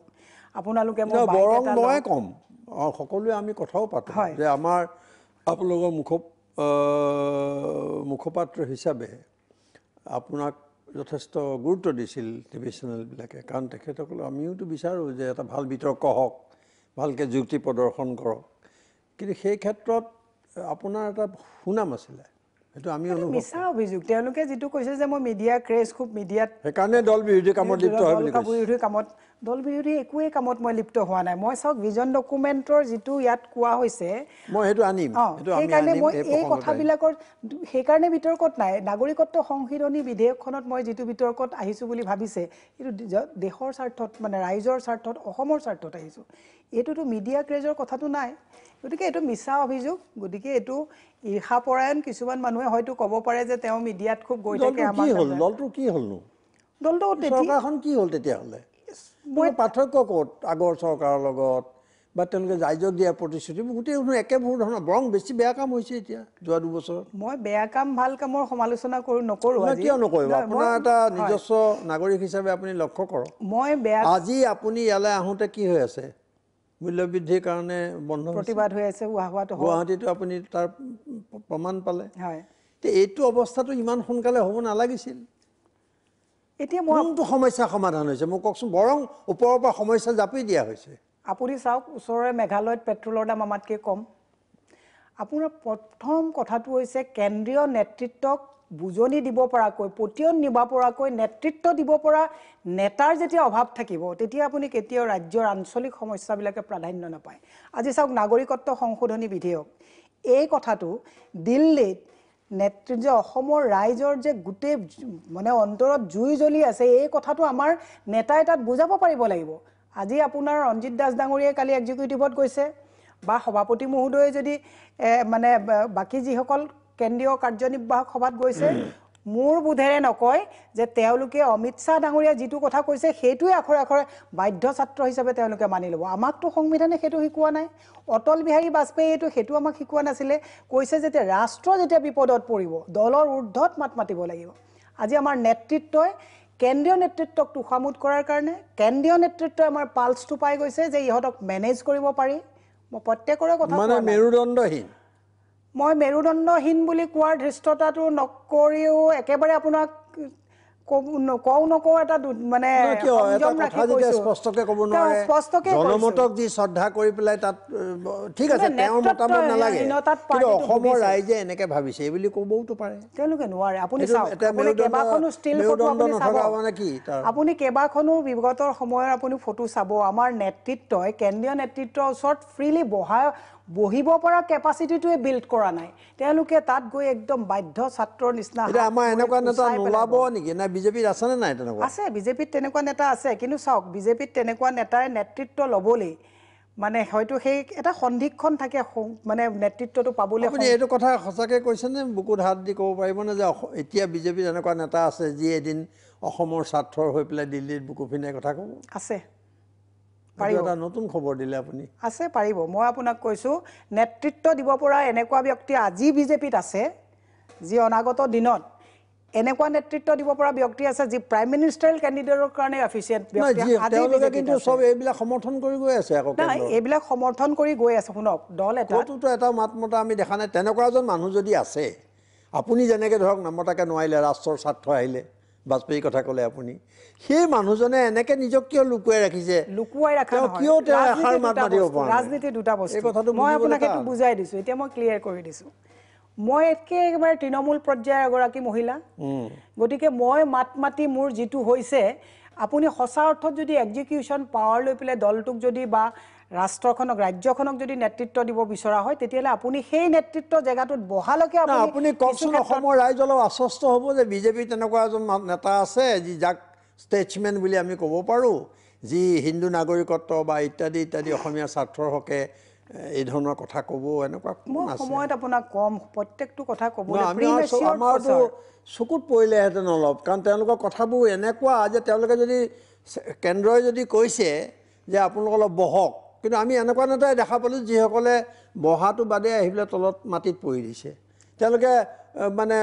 অলপমান শুবলৈ কৈছে তেওঁলোকে গৈ বাগৰি পেলাই ভৰিত পৰি দিছে এনেকুৱা নেতাহে আমি দেখি আছোঁ এতিয়ালৈকে তেনেকুৱা নেতা অদ্ভুত সিদ্ধান্ত লৈছে এখন চৰকাৰে কিন্তু কেন্দ্ৰীয় নেতৃত্বই বৰ্তমান অসম বিজেপিত মই নাম নকওঁ আজি কেন্দ্ৰীয় নেতৃত্বই কোনো বৰ্তমান অসম বিজেপিক গোটেই ভাৰতবৰ্ষত ৰাজনীতি ৰচিব পৰা সপোন দেখা নেতা বিচাৰি পাইছে কিন্তু মই আপোনাক বিচাৰি পাইছে কেন্দ্ৰই আপুনি আজি তাৰিখত এনেকুৱা নেতৃত্ব অসমত আছে আপোনাৰ গণ্ডগোল আছে নাই গণ্ডগোল কথাটোত গণ্ডগোল আছে কেনেকুৱা কেন্দ্ৰই লোৱা সিদ্ধান্তবোৰ বিনা প্ৰতিবাদে মানি লোৱা তেওঁলোকে নেতা বিচাৰে। আপুনি অলপ আগতে আমি কৈছোঁ যে তেওঁলোকক এনেকুৱা বিচাৰে যে তেওঁলোকে যি ডিক্টেশ্যন দিছে, চুটলিপি দিছে, সেইটো ইয়াত মানি আখৰে আখৰে অলপ বেছিয়ে কৰি দিছে। এই ৰঞ্জিত দাস বুলি কওক, সৰ্বানন্দ সোণোৱাল বুলি কওক, হিমন্ত বিশ্ব শৰ্মা বুলি কওক, যাকেই নকওক, সিদ্ধাৰ্থ ভট্টাচাৰ্য বুলি কওক, ক'তো আমি বিৰোধ দেখা নাই। এই কাইলৈ কেন্দ্ৰই কিয় তেনেকুৱা এজন নেতা বিচাৰিব যিজনে এই ধৰণৰ সিদ্ধান্তবিলাকৰ বিৰোধিতা কৰিব, কেন্দ্ৰৰ যিটো জাপি দিয়াৰ সিদ্ধান্ত বিৰোধিতা কৰিব? কিন্তু আপুনি বুজাই দিয়ক। ন, মই বুজাই আপোনাক এইটো কাৰণে কৈছোঁ, চাওক, ৰাজনীতিত আজি মই যিটো কৰিছোঁ, প্ৰতিবাদ কৰিছোঁ, মোৰ স্তৰত কৰিছোঁ, আৰু এই গোটেই কথাখিনি লৈ পেলাই প্ৰত্যেকটো এটা পৰিক্ৰমা থাকে, এটা পৰিক্ৰমা আৰু এটা সময় থাকে। গোটেই বস্তুখিনি প্লেনিং কৰি ডিজাইন কৰি তাক লৈ যাবলৈ এটা পৰিক্ৰমা এটা থাকে, আৰু সেই পৰিক্ৰমাটো ইতিমধ্যেই ষ্টাৰ্ট হৈছে। মই নাম নকওঁ আজি আপোনাক, এইটো এটা বৰ ডাঙৰ ৰহস্য। এই পৰিক্ৰমাটো ষ্টাৰ্ট হৈছে, আৰু অসমৰ জনসাধাৰণে আশ্বস্ত হ'ব পৰাকৈ কিন্তু এই পৰিক্ৰমাটোত খাৰা হ'ব পৰাকৈ নেতা আমাৰ মাজত ওলাব, অতি সোনকালে ওলাব। কিন্তু এতিয়া থকাখিনিৰ ভিতৰত কিন্তু আমি থকাৰ ভিতৰতেই আছে, থকাৰ ভিতৰতেই আছে, কিন্তু কি সুবিধা? তেওঁলোকে এটা সুবিধা লৈ ৰৈ আছে। নাই, সুবিধা মানে শুনক, ৰাজনীতি এনেকুৱা নহয় বা নমতাকে থাকক, তেনেকুৱাও নহয়। তেওঁলোকে এক বুলি যদি কৈছে, ইয়াত পাছ কৰি পেলাইছে। ৰাজনীতিৰ পৰিক্ৰমাটো এনেকুৱা, সময়ৰ আগতেই মাতিলে কিছুমান ক্ষেত্ৰত, ধৰক আপুনি চকীখনত বহি থকা যেতিয়া অৱস্থাত থাকে, তেতিয়া গোটেই পৰিক্ৰমাটো আপুনি বাৰু ৰাজহুৱাকে ক'ব খোজা নাই, কিন্তু আপুনি হয়তো মোক মনে মনে সেই নেতাজনৰ কথা নিশ্চয় ক'ব। মই কেলে ক'ব, কাৰণ আমি অলপ জানিব লাগে এইবিলাক। আচ্ছা, আপোনাক এতিয়া সুধিব খুজিছোঁ অলপ সৰ্বানন্দ সোণোৱালৰ পৰা আঁতৰি আহি, যে হিমন্ত বিশ্ব শৰ্মা বিজেপিলৈ অহাটো এটা বহুত ডাঙৰ ঘটনা আছে। তাৰপিছত তেওঁ বিভিন্ন সময়ত প্ৰশংসা পাইছে, গৰিহণা পাইছে, এই ধৰণৰ এটা তেওঁৰ ৰাজনৈতিক জীৱন। এই তেওঁক দললৈ অনাত আপোনাৰ অৰিহণা আছিল বুলি শুনা গৈছিল, আৰু লগত আছিল সিদ্ধাৰ্থ ভট্টাচাৰ্য, কাৰণ তেওঁ তেতিয়া সভাপতি আছিল। কিবা ক'ব নেকি আপুনি? চাওক, হিমন্ত বিশ্ব শৰ্মা তেতিয়াও এটা বিগ শ্বট আছিলে, তেওঁ ডাঙৰ ৰাজনীতিবিদ, তেওঁৰ নিজৰ এটা পৰিসৰ আছিলেই, কিন্তু যিমানেই নিজৰ পৰিসৰত তেখেতে কাম নকৰক কিয়, ৰাষ্ট্ৰীয় সভাপতিয়ে তেওঁক অনাটোত অপ্ৰাণ চেষ্টা কৰাৰ পাছতো কিন্তু যেতিয়া ৰাজ্যিক সভাপতিৰ অনুমোদন নহয়, তেতিয়া ডাইৰেক্টলি ৰাষ্ট্ৰত নোৱাৰে। তেতিয়া সেই এটাত আছিলে সৰ্বানন্দ সোণোৱাল ডাঙৰীয়াৰ গ্ৰুপটো অত্যন্ত তেওঁক বিৰোধ কৰিছিলে, আৰু বাকী সিদ্ধাৰ্থ ভট্টাচাৰ্যী তেখেতৰ গ্ৰুপটোৱে তেখেতক আনাৰ যিটো পৰিক্ৰমা আছিলে, সেই পৰিক্ৰমাটোত সৌভাগ্যক্ৰমে মই পৰিক্ৰমাটোৰ এগৰাকী সদস্য হিচাপে হিমন্ত বিশ্ব শৰ্মা ডাঙৰীয়াক মোৰ ঘৰতেই কেইবাখনো মিটিং পতাৰ মই সৌভাগ্য পাইছিলোঁ। মই এইকাৰণেই কৈছোঁ, মই ভাল বেয়াৰ ডেফিনেশ্যন কাৰো দিবলৈ নাযাওঁ, কিন্তু আজি তাৰিখত আপুনি হিমন্ত বিশ্ব শৰ্মাক বিচক্ষণ দক্ষ পলিটিচিয়ান হিচাপে কিন্তু আপুনি ইগন'ৰ কৰিব নোৱাৰে। কোনেও কৰা নাই, কিন্তু তাৰ লগত আকৌ এটা মৌলিক কথা কিছুমান থাকে ন, থাকে। মই সেইটো ক'ম, মই সেই কৈছোঁ ক্ৰিটিচিজমো থাকিব, কিন্তু আজি হিমন্ত বিশ্ব শৰ্মা ডাঙৰীয়াক জইন কৰাৰ ক্ষেত্ৰত সিদ্ধাৰ্থ ভট্টাচাৰ্যী লগত মোৰ অলপ হ'লেও 1% হ'লেও কিন্তু অৰিহণা আছিলে, আৰু সেইটো মোৰ সৌভাগ্য বুলিয়েই ভাবিছোঁ। ময়ো ভাবিছোঁ যে মোৰ ৰাজনৈতিক অলপ হ'লেও পৰিপক্কতা কৰিলে সৰ্বানন্দ সোণোৱালে কৰিছিলে সেইখিনি সময়তো বিভিন্ন। তেওঁৰ লগত কোন কোন আছিল? নাই, সেইবোৰ কথা মই ইমান প্ৰকাশ্য নকওঁ। এই অনুষ্ঠানটোত আপুনি কিছু কথা কোৱা দৰকাৰ। নাই, সৰ্বানন্দ সোণোৱাল ডাঙৰীয়াই তেওঁৰ নেতৃত্বত এটা গ্ৰুপে জইন কৰা আগদিনাখনলৈকে লুই বাৰ্গাৰ কেছ লৈ গোটেই একদম মানে তেহেলকা মছলা মানে কৰি দিছিলে যাতে তেওঁ আহিব নোৱাৰে। তাৰ পাছতো কিন্তু সিদ্ধাৰ্থ ভট্টাচাৰ্যৰ সেই বলিষ্ঠ পদক্ষেপত তেওঁ এজন মানে খুব মানে ষ্ট্ৰং ডিচিশ্যন ল'ব পৰা নেতা, গতিকে বলিষ্ঠ। কিন্তু এনেকুৱাতো দুৰ্নীতিৰ বহুত অভিযোগ হিমন্ত বিশ্ব শৰ্মাৰ বিৰুদ্ধে আছে, আৰু বহুতে কয় যে তেওঁ বিজেপিত যোগদান কৰি সেইবিলাকৰ পৰা মানে মুক্তি পাইছে বুলি। সেই কথাটোতো এটা যুক্তি নাই জানো? চাওক, দুৰ্নীতিত অভিযোগ থকা অভিযুক্ত এই কথাটো এটা সুকীয়া কথাটো, কিন্তু আমি যেতিয়া দলটোত আছিলোঁ, দলটোত চাওক 2011 চনত সৰ্বানন্দ সোণোৱাল আমাৰ ষ্টাৰ কেম্পেইনাৰ আছিলে, আৰু তেতিয়া সেই ইলেকশ্যনৰ যিটো চেণ্ট্ৰেল কমিটিৰ মনিটৰিং কমিটিৰ হেলিকপ্টাৰৰ পৰা আদি কৰি গোটেই সভা পাতাৰ ষ্টেট কনভেনৰ মই আছিলোঁ। ময়ে তেতিয়া তেওঁক ক'ত যাব মানে সেই হেলিকপ্টাৰবিলাক ঠিক কৰি দিওঁ, ক'ত মিটিং হ'ব, কোনখন হেলিকপ্টাৰত যাব, লেটিটিউড, লেংগুৱেজিউড, SP পাৰ্মিশ্যন, গোটেইবিলাক ময়ে চাইছিলোঁ। তেতিয়াতো আমাৰ 11 জনৰ পৰা 5 জন আহিছিলে MLA। তাৰমানে সৰ্বানন্দ সোণোৱাল ডাঙৰীয়াৰ TRPত কিন্তু আমি MLA কমিলে আমাৰ। তাৰমানে হিমন্ত বিশ্ব শৰ্মা TRP বেছি বুলি ক'ব খুজিছে? ডেফিনেটলি মই আপোনাক আজি কৈছোঁ, নৰেন্দ্ৰ মোদীৰ ৱেভ আৰু হিমন্ত বিশ্ব শৰ্মাৰ যদি জইনিং নহ'লেহেঁতেন, আজিও মই আপোনাক কৈছোঁ 10খন এটা কথা কওঁ, ইমান 15 বছৰীয়া কংগ্ৰেছী অপশাসনৰ পৰা ৰাইজে মুক্তি বিচাৰিছে, ক'ৰবাত এনেকুৱা মানুহ চাবলৈ মানুহৰ সময় নাছিলে এইটো আমি ভাৰতৰ ৰাজনৈতিক ইতিহাসত দেখাও পাইছোঁ গতিকে যিটো শ্বাসৰুদ্ধ অৱস্থা আৰু সংবাদ মাধ্যমে যিধৰণে যুদ্ধ কৰিছিলে আপোনালোকে এইটো নকয় ক'ব নোখোজে হিমন্ত বিশ্ব শৰ্মাই ক'ব খোজে যেন আমাৰ বক্তৃতাইহে এনেকুৱা কৰিলে বুলি ক'ৰবাত কৈছে সংবাদ মাধ্যম অসমৰ ৰাইজে পৰিৱৰ্তন বিচাৰিছিল তাত অলপ কাম কৰি দিয়াৰ লগে লগে গোটেই কথাটো সম্ভৱ হ'ল তেনেকুৱা নহয় কিন্তু গোটেই এখন চৰকাৰ আনি দিব পৰাকৈ এই কথাটো বিশ্বাস নহয় মই আপোনাক কৈছোঁ শুনক মই ডিব্ৰুগড়ত যেতিয়া অমিত শ্বাহ ডাঙৰীয়া আহিছিলে এখন ডাঙৰ আপুনি ক'ব খোজে নেকি যে হিমন্ত বিশ্ব শৰ্মা নহা হ'লে অসমত বিজেপি চৰকাৰ নহ'লহেঁতেন মই আপোনাক কওঁ শুনক মই আপোনাক কোৱাৰ কেলকুলেশ্যনবিলাক মই আপোনাক কৈছোঁ ডিব্ৰুগড়ত যেতিয়া অমিত শ্বাহ ডাঙৰীয়া আহিছিলে সেইখন বিৰাট ডাঙৰ এখন বিশাল সভা হৈছিলে মই তাত আছোঁৱেই হিমন্ত বিশ্ব শৰ্মাই যেতিয়া ভাষণ দি আছিলে লক্ষাধিক মানুহ হৈছিলে তাত ভাষণৰ পিছত সব মানুহ একদম লাইন চিঙাকৈ ঘৰলৈ যাব হৈছে আৰু হিমন্ত বিশ্ব শৰ্মাৰ ভাষণ শেষ হৈ গ'ল মানুহ আমি চবকে হাতজোৰ কৰি ৰাখিছোঁ ৰখক ৰাষ্ট্ৰীয় সভাপতি ভাষণ দিব আপোনালোক ৰখক তাৰমানে মানুহৰ যিটো তেওঁৰ প্ৰতি এটা সময়ত তেওঁ তুলি ধৰিছিলে এইটো কথা অস্বীকাৰ কৰা হোৱা নাই হয় কিন্তু সেইটো কোৱা আৰু লগতে যদি আপুনি এইটো কয় যে সেই সময়ত তেওঁ নহা হ'লে বিজেপি চৰকাৰ নহ'লহেঁতেন অসুবিধা হ'লহেঁতেন আপোনাক মই কৈছোঁ তেওঁৰ ওপৰত মই এটা কথা কৈছোঁ মই হিমন্ত বিশ্ব শৰ্মাৰ লগত কিন্তু আজি এক্সপ্লেইন কৰাৰ পিছতো এদিনো কিন্তু মই তেওঁৰ তাত যোৱা নাই এদিনো মই যোগাযোগ কৰা নাই দেই আপুনি নাই কৰা তেওঁ ফোন কৰিছিল নাই মই সেইবিলাক কথা একো আপোনাক ইয়াত নকওঁ মই কিন্তু আজিও তেওঁৰ তাত যোৱা নাই কিন্তু মই এটা কথা কৈছোঁ আপোনাক সেই ইলেকশ্যনৰ আগত হিমন্ত বিশ্ব শৰ্মাই জইন কৰাৰ আগত আমাৰ ঘৰত এতিয়াও মই কাগজখন আপোনাক আনি দেখুৱাব পাৰিম তেওঁ কোনটা সিটত কাক টিকেট দিলে কোনটা সিটত কোন আহিব বিপিএফৰ কি হ'ব আপোনাৰ গোটেই কেলকুলেশ্যন তেওঁ 60টা সিট পাব বুলি কৈছিলে 61টা সিট পালে এইটো আমি বহুতবাৰ কৈছোঁ মাইক্ৰ' লেভেললৈকে যিটো তাৰ ৰাজনীতি সেইটো তেওঁ জানে এইটো শত্ৰুৱে স্বীকাৰ কৰিব হোমৱৰ্ক থকাৰ কাৰণে তেওঁৰ লগত বহুতে মানে তেওঁৰ লগত সমানে যাবগৈ নোৱাৰে এই কথাটো সকলোৱে স্বীকাৰ কৰে আৰু তেওঁ এই অনুষ্ঠানতে কিমান সিট পাব এখন কাগজত লিখি দিছিলে আপোনাৰ চাগে মনত আছে মোকে দিছিলে তো এই কথাটোৱেতো আৰু শেষ কথা নহয় এখন ৰাজ্যক নেতৃত্ব দিয়া কেন্দ্ৰৰ এতিয়া তেওঁ প্ৰতিটো কথাতে কেন্দ্ৰই যিমান কয় তাতকৈ তেওঁ বহাই বেছি কয় কিহৰ কাৰণে RSSৰ প্ৰিয়পাত্ৰ হ'বলৈ তেওঁ কৰে নে কাৰ দৃষ্টি সেইটো তেখেতে জানিব সেইটো কথা মই ক'ব নোৱাৰিম আপুনি যিমান তেওঁক মই প্ৰেইজ কৰি বুলি কোৱা নাই পক্ষত বুলি কোৱা নাই আপুনি এই কথাটো এটা আপোনাৰ অবজাৰভেশ্যন থাকিব লাগিব পৰ্যবেক্ষণ মই এটা কথা RSSৰ ডিক্টেশ্যনত কাম কৰিছে মই এই কিতাপখনত লিখিছোঁ যে হিমন্ত বিশ্ব শৰ্মা বিচক্ষণ দক্ষ পলিটিচিয়ান তাত কোনো ডাউট নাই কিন্তু হিন্দু বাংলাদেশক সংস্থাপন দিব লাগিব বুলি কোৱা কথাটো আপোনাৰ এই মানুহজন হিমন্ত বিশ্ব শৰ্মা নহয়তো নাই মই তেনেকুৱা কথা আপোনাক ক'ব বিচৰা নাই কিন্তু ভাল এটা যিজন মানুহৰ কথা মোৰ এইটোৱে লাগি আছে খটকা যে কোন আছে অসমৰ বিজেপিত যি একেবাৰে আমি বিচৰা ধৰণে নেতৃত্ব দিব অসমক এটা সময়ত আপুনি হোপ ফৰ দ্য বেষ্ট আপুনি মই এটা কথা আপোনাক কৈছোঁ আপুনি এইটো আপোনাৰ অনুষ্ঠানটোৰ জৰিয়তে ৰাইজে এইটো ভবা উচিত নহ'ব যে মই সৰ্বানন্দ সোণোৱালক অপ'জ কৰি হিমন্ত বিশ্ব শৰ্মাক ছাপোৰ্ট কৰিছোঁ এনেকুৱা কথা নহয় মই এই কিতাপখনত লিখিছোঁ যে হিন্দু বাংলাদেশীক আনি অসমৰ জনসংখ্যা বৃদ্ধি কৰাৰ যিটো সিদ্ধান্ত আপোনাৰ টিভিত হিমন্ত বিশ্ব শৰ্মাই কৈছে গোটেই অসমৰ জনসাধাৰণে তাক নস্যাৎ কৰিব লাগে হিমন্ত বিশ্ব শৰ্মাই কৈছে ঠিক আছে কিন্তু আমাৰ সৰ্বানন্দ সোণোৱালৰ বেলিকাওতো বহুতে কয় যে তেওঁৰ টলাৰেঞ্চ আছে তেওঁ হিমন্ত বিশ্ব শৰ্মাই ডক্টৰ হীৰেণ গোহাঁইৰ দৰে মানুহক যিধৰণে তাচ্ছিল্য কৰিলে তাৰপিছতো তেওঁ ঘৰলৈ প্ৰথম গৈছে সৰ্বানন্দ সোণোৱাল গতিকে তেওঁক তেনেধৰণে চোৱা মানুহ আছে যে তেওঁ এটা টলাৰেঞ্চ আছে তেওঁ অলপ ৰিপ্ৰেছিভ মেজাৰ হয়তো নাযায় বা বিৰোধী কণ্ঠক একেবাৰে কণ্ঠৰুদ্ধ কৰিবৰ কাৰণে তেওঁ এতিয়ালৈকে চেষ্টা কৰা নাই যিটো সৰ্বভাৰতীয় পৰ্যায়ত আমি দেখা পাইছোঁ সেই কথাবোৰতো চাব লাগিব মইতো কোৱা নাই যে সৰ্বানন্দ সোণোৱাল ডাঙৰীয়াৰ কোনো গুণ নাই তেনেকুৱা মই কোৱা নাই তেওঁ টলাৰেঞ্চ আছে চিম্পলিচিটি আছে বডি লেংগুৱেজত লিডাৰশ্বিপ আছে এভৰিথিং অ'কে কিন্তু তেওঁ সিদ্ধান্ত ল'ব নোৱাৰে সেইটো কথা চবতছে ডাঙৰটো হৈছে চিফ মিনিষ্টাৰজন হৈছে গভৰ্ণমেণ্টৰ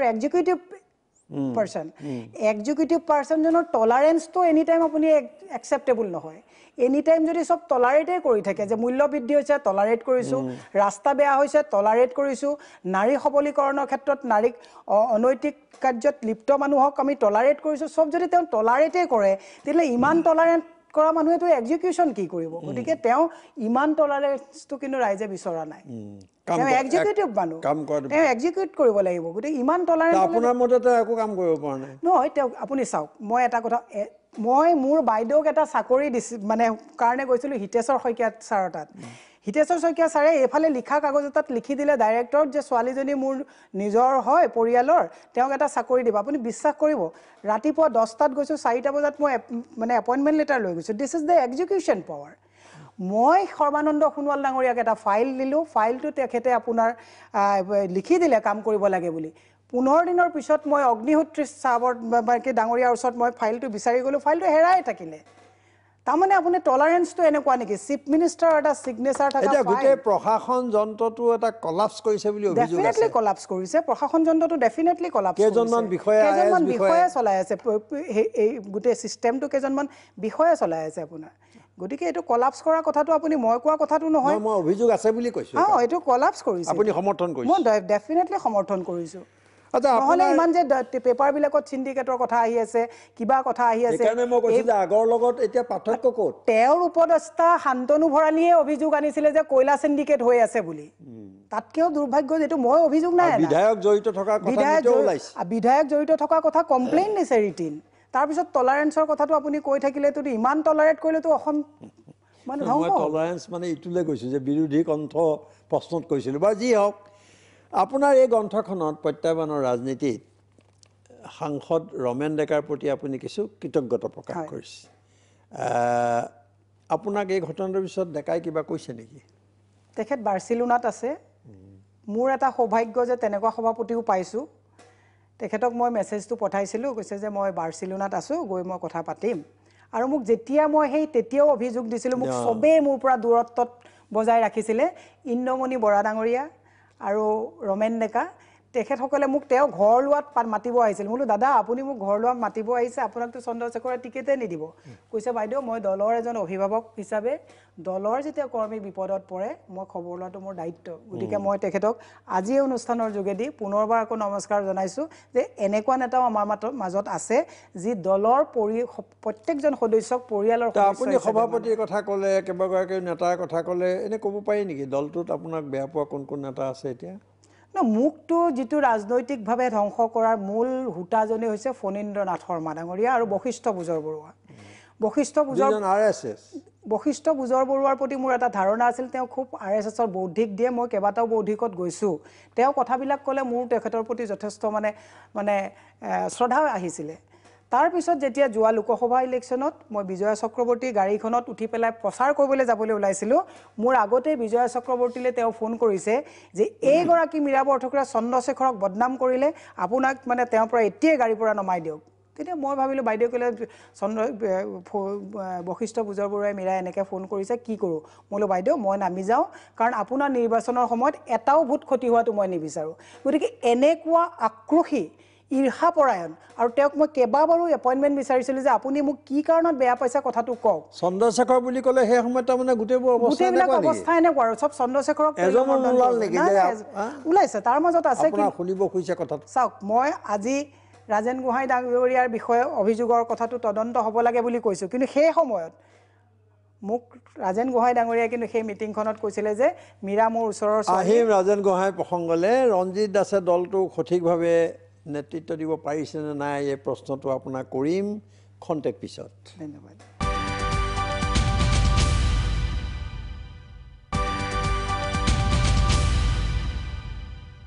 মই সুধিছিলোঁ আপোনাক যে ৰঞ্জিত দাসে দলটোক সঠিকভাৱে নেতৃত্ব দিব পৰা নাই নেকি? সঠিকভাৱে নেতৃত্ব দিয়াত তেওঁ ব্যৰ্থ হৈছে। আপুনি পুৰণা মানুহৰ যিবিলাক আক্ষেপ অভিভাৱকজনেই শুনিব লাগিব। তেখেতে ফোন নধৰে, এপইণ্টমেণ্ট নিদিয়ে, এটা গতানুগতিক আনুষ্ঠানিকতা বজাই সভা সমিতিবিলাক এনেও হৈ থাকে দল এটাত। দল ক্ষমতাত থাকিলেও হৈ থাকে, ক্ষমতাত নাথাকিলেও হৈ থাকে, সেইবিলাক গতানুগতিকভাৱে হৈ আছে। কিন্তু আপোনাক মই যদি আপুনি কয় যে আপোনাক 2 দিন সময় দিওঁ লগত এটা কেমেৰা লৈ, মই আপোনাক লক্ষাধিক এনেকুৱা দলৰ পুৰণা কৰ্মীৰ মনৰ অন্তৰৰ মানে খুব আপোনাক ওলাই আহিব। এই খুববিলাক যিজন অভিভাৱকে নুশুনে। আজি মই তৃণমূল পৰ্যায়ৰ কথা বাদেই দিলোঁ, মই গুৱাহাটীতে থকা এগৰাকী মহিলা। মই তেওঁক এতিয়াও যদি আপুনি মানে তেওঁক সোধে মোৰ কিমানটা SMS তেওঁক মই এপইণ্টমেণ্ট বিচৰাৰ পিছত একো উত্তৰ নাই। চিঠিয়েই মই এক্সপেল কৰাৰ পৰা আজি 2খন চিঠি পঠালোঁ তেওঁৰ। তেওঁ যদি অভিভাৱকত্বৰ দায়িত্ব ল'লেহেঁতেন তাৎক্ষণিকভাৱে ক্ৰিয়া যিয়ে হওক মোক ক'লেহেঁতেন যে ঠিক আছে আপোনাৰ এইখিনি আমাৰ হেৰি নহ'ল আপোনাক বাইদেউ আমি এক্সপেল কৰিম। আপুনি ভাবে নেকি এতিয়াও যে ইয়াৰ পিছত আপুনি ন্যায় পাব কিবা এটা আপুনি যে লাগি আছে? ন্যায় দিবৰ কাৰণেতো শুনক অটল বিহাৰী বাজপেয়ীজীয়ে কৈছে ছোটা মন সে কোই বড়া নেহি হোতা হে টোটা দিল সে কোই খড়া নাহি হোতা হে। গতিকে এওঁলোকে সৰু মন লৈ কাকো একো ডিচিশ্যন ল'ব নোৱাৰে। এওঁলোকৰ নিজৰ ভৰিতলৰ মাটিৰ স্থিতিৰ তেওঁলোকৰ ক'ৰবাত মানে সন্দেহ আছে, যিটো কাৰণে এওঁলোকে পটেঞ্চিয়েল, মই মোক পটেঞ্চিয়েল বুলি কোৱা নাই, অনাগত সময়বিলাকত কোনো পটেঞ্চিয়েল মানুহকে এওঁলোকে মানে অভিযোগবিলাক শুনা নাই, ওচৰত আহিব। আপুনি কি কৰিবগৈ, আপোনাৰ ভৱিষ্যত কি? চাওক ভৱিষ্যত মই কিছুদিন মানে মই যিহেতুকে ৰাজনীতি ষ্টুডেণ্ট লাইফৰ পৰাই কৰিছোঁ, গতিকে মইতো ৰাজনীতি পথাৰখন এৰি পেলাই যোৱাৰ কোনো মানে কথা নাই। গতিকে মই দুদিনমান মোৰ ইমান হুৰমুৰো নাই যে ৰাজনীতি বিভিন্ন মানুহৰ লগত মোৰ যোগাযোগ হৈছে, বিভিন্ন মানুহে যোগাযোগ কৰিছে, কিন্তু এতিয়াও মই বিশ্বাস ৰাখিছোঁ যিহেতুকে সংবিধান বহিৰ্ভূতভাৱে মোক বহিষ্কাৰ কৰিছে, ৰিএপিল কৰিছোঁ মই, তেওঁলোকে যাতে এইটো পুনৰ বিবেচনা কৰক। তথাপিও মই চিষ্টেমটো মই এইটো কৈছোঁ যে আপোনালোকে মোক চিষ্টেমেটিকেলি কাৰণটো কি কাৰণে কৰিলে এইটো কওক। কলা অধ্যায়টোলৈ আহিম, কাৰণ আমাৰ বহুত প্ৰসংগ আছে আপোনাৰ লগত, কিন্তু সময়তো এটা কথা আছে। সেই কলা অধ্যায়টোৰ বিষয়ে বহুত আছে, আপুনি প্ৰত্যাহ্বানৰ ৰাজনীতি গ্ৰন্থখনৰ পাতে পাতে সেই কলা অধ্যায়টোৰ কথা লিখিছে আৰু উপন্যাসৰ দৰেই হৈছে এই গোটেই কথাবিলাক। কিন্তু আপোনাৰ চন্দ্ৰশেখৰৰ সৈতে আচলতে হৈছিল কি খুব চমুকে? হৈছিলে মানে তেখেতে চাওক মহিলা এগৰাকীৰ ওচৰত পুৰুষ এজন ধৰা পৰিবলৈ বৰ বিশেষ সময় নালাগিছিলে। আমি একেলগে কাম কৰিছিলোঁ সহকৰ্মী হিচাপে। তাৰপিছত তেখেতে মোক লাহে লাহে বহুত মেছেজ দিয়া আৰম্ভ কৰিলে। মেছেজবিলাক মই চাওক এতিয়া আমাৰ যিবিলাক ভিউৱাৰে চাই আছে, বহুত সৰু সৰু ল'ৰা ছোৱালীও টিভি চাই, মই গতিকে সেই মেছেজখিনি অবাঞ্ছিত মেছেজ কিছুমান আছিলে। 98টাৰ মেছেজৰ মাত্ৰ এটাই মই ৰিপ্লাই কৰিছিলোঁ যে আপ কুত্তা জৈছা SMS মুঝে মত ভেজিয়ে। 98টা SMS মই এটাই ৰিপ্লাই কৰিছিলোঁ। গতিকে সেই অধ্যায়টোৰ পিছত মই এইকাৰণে অভিযোগটো দিছিলোঁ যে আমি মহিলা সবলীকৰণ কৰাৰ ক্ষেত্ৰত যদি এনেকুৱা কিবা অনৈতিক প্ৰপ'জেল আহে, যদি আমি মানে বিৰুদ্ধে নাযাওঁ, তেতিয়াহ'লে অনাগত দিনত আহিবলগীয়া মহিলাসকলো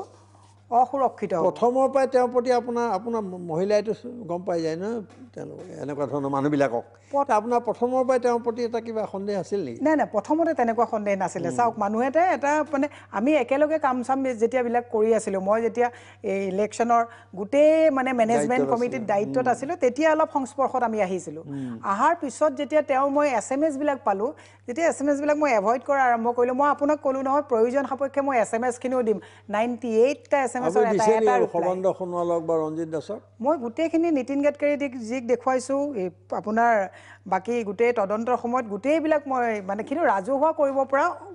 SMS নহয়। আচ্ছা, আপোনাৰ বাহিৰেও কোনো মহিলাৰ এনে উৎপীড়নজনক কাৰ্য চন্দ্ৰশেখৰে কৰিছিল বুলি আপুনি জানে নেকি?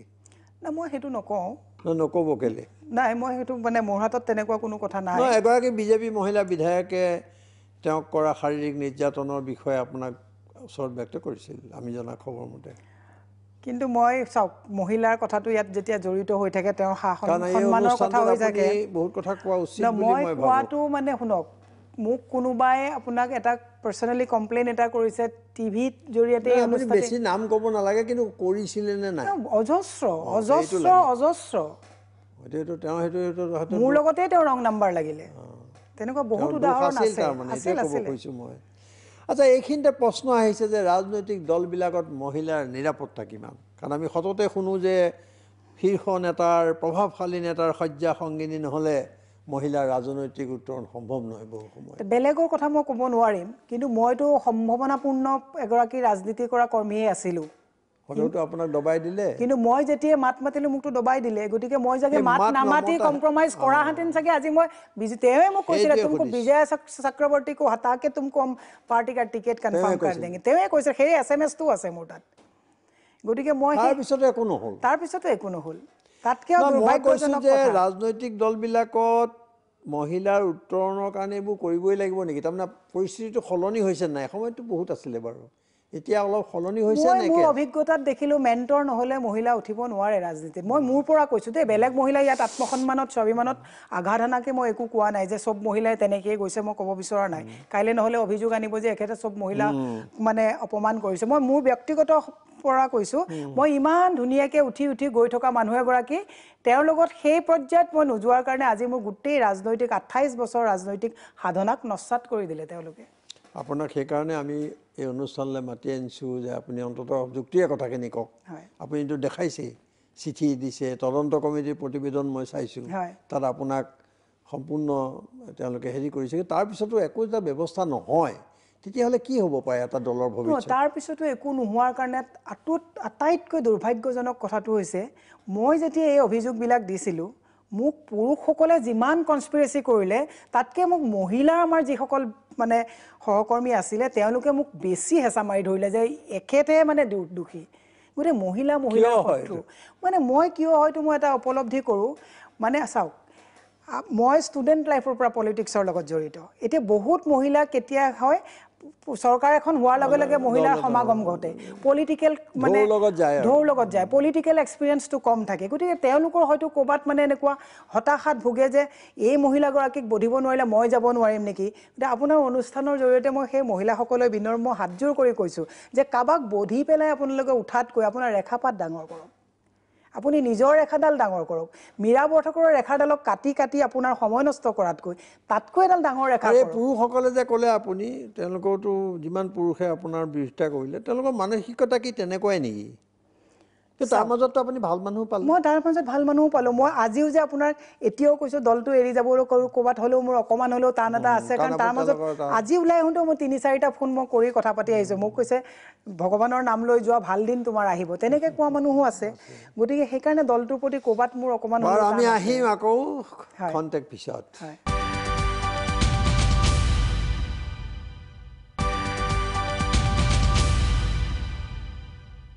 আমি এতিয়া আহিম নাগৰিকত্ব সংশোধনী বিধেয়কখনলৈ আপুনি বিৰোধিতা কৰিছে হয় আৰু ৰাইজে আপোনাক প্ৰশংসা কৰিছে সেইটো কাৰণে দলত থাকিও কিয় বিৰোধিতা কৰিছে আপুনি এইটো বহুত আছে ক'বলৈ ইতিমধ্যে আমি 51 চন অইন ষ্টেটত 51 চন আমি 71 চন এই বিৰাট ডাঙৰ এটা সময়ৰ আমি বুজা ইতিমধ্যে লৈছোঁৱেই আৰু আমাৰ এইখন ভিজন ডকুমেণ্টখনত কোৱা আছে যে অসম চুক্তিক আমি আখৰে আখৰে পালন কৰিম 6ষ্ঠ দফাটো আমি ভিজন ডকুমেণ্টত কৈছে তাত আমি পুৰা পালন কৰাৰ কথা কোৱা হৈছে কিন্তু ভিজন ডকুমেণ্টত তেওঁলোকৰ বহু নেতাই ক'ব খোজে যে হিন্দু বাংলাদেশে সংস্থাপনৰ কথাহে কোৱা হৈছে ভিজন ডকুমেণ্টখন নপঢ়াকৈ কোৱা কথা আৰু মই হাতত লৈ আহি পঢ়া কথা যেনেকৈ মোৰ এক্সপালচনটো আপোনাৰ যেনেকৈ কনষ্টিটিউশ্যন নপঢ়াকৈ কোৱা কথা আৰু মই গতিকে আৰু তাতে দ্বিতীয়তে কোৱা হৈছে যে অসম চুক্তিখন মানি ল'ব ইতিমধ্যে ইমান বাংলাদেশী বুজা আমি লৈছোঁ অসম চুক্তিততো কোৱা নাই যে হিন্দু বাংলাদেশীক আপুনি সংস্থাপন দিব গতিকে মই এই ভিজন ডকুমেণ্টখনৰ আশ্ৰয় লৈ আৰু আমাৰ সংবিধানত ৰাষ্ট্ৰপ্ৰধান নীতি লৈ পেলাইহে মই এই ৰাইজৰ লগত আছোঁ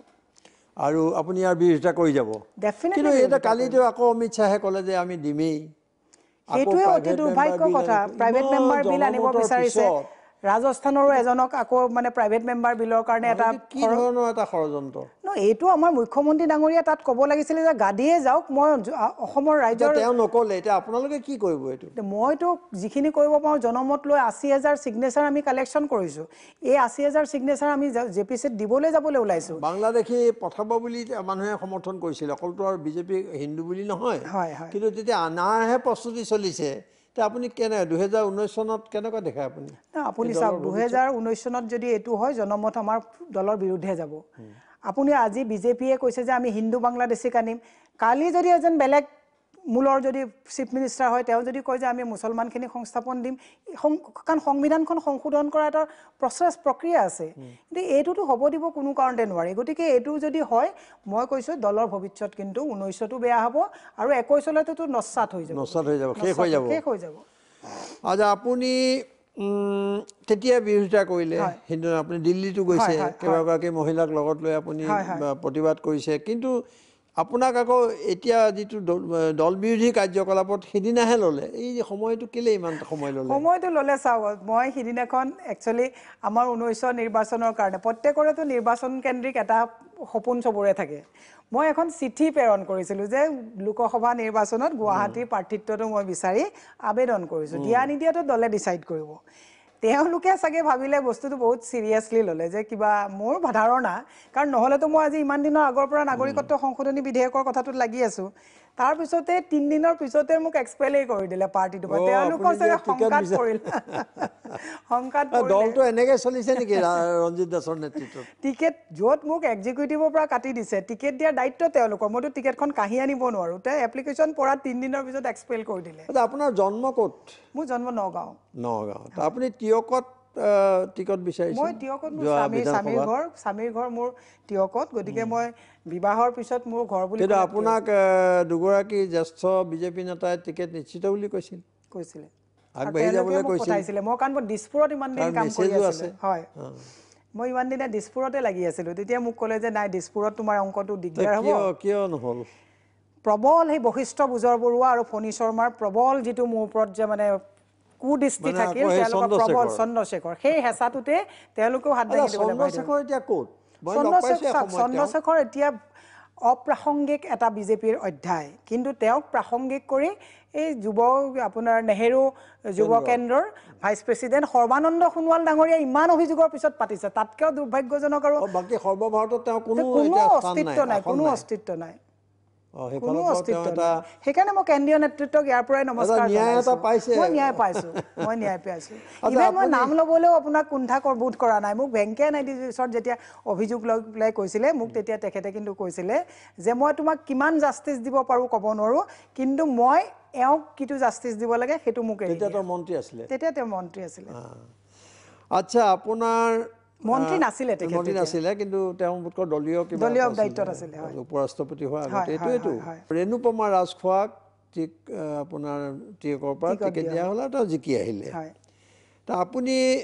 মুখেৰে তেওঁ সহায় কৰিছিল তলে তলে বিৰোধিতা কৰিছিল এনেকৈও ক'ব খোজে বিজেপিৰ কিছু নেতাই নাই মই ইমান নিম্ন পৰ্যায়ৰ কেতিয়াও ৰাজনীতি কৰা নাই ৰেণুপমা ৰাজখোৱা ডাঙৰীয়ানীয়ে যেতিয়াই টিকেট পাইছে ময়ে প্ৰথম ফোন কৰিছোঁ আৰু মোৰ লগত টিমত যিমানখিনি মানুহে কাম কৰি আছিল তেওঁলোকক মই কৈছোঁ চোৱা মইতো এতিয়া টিকেট নাপাওঁ 21লৈকে তোমালোকে অভিভাৱকহীনতাত ভুগিব নালাগে তোমালোকে বাইদেউক সহায় কৰা যিহেতুকে মই তোমালোকক একো আশ্ৰয় আৰু সুবিধা দিব পৰা আজি তাৰিখত মোৰ হাতত কোনো সুবিধা নহ'ল গতিকে মোৰ গাড়ী গুড়া দি পেলাই মোৰ ল'ৰা ছোৱালীখিনিক মই বাইদেউৰ লগত কাম কৰিবৰ কাৰণে মানে মই নিজেও কৈছোঁ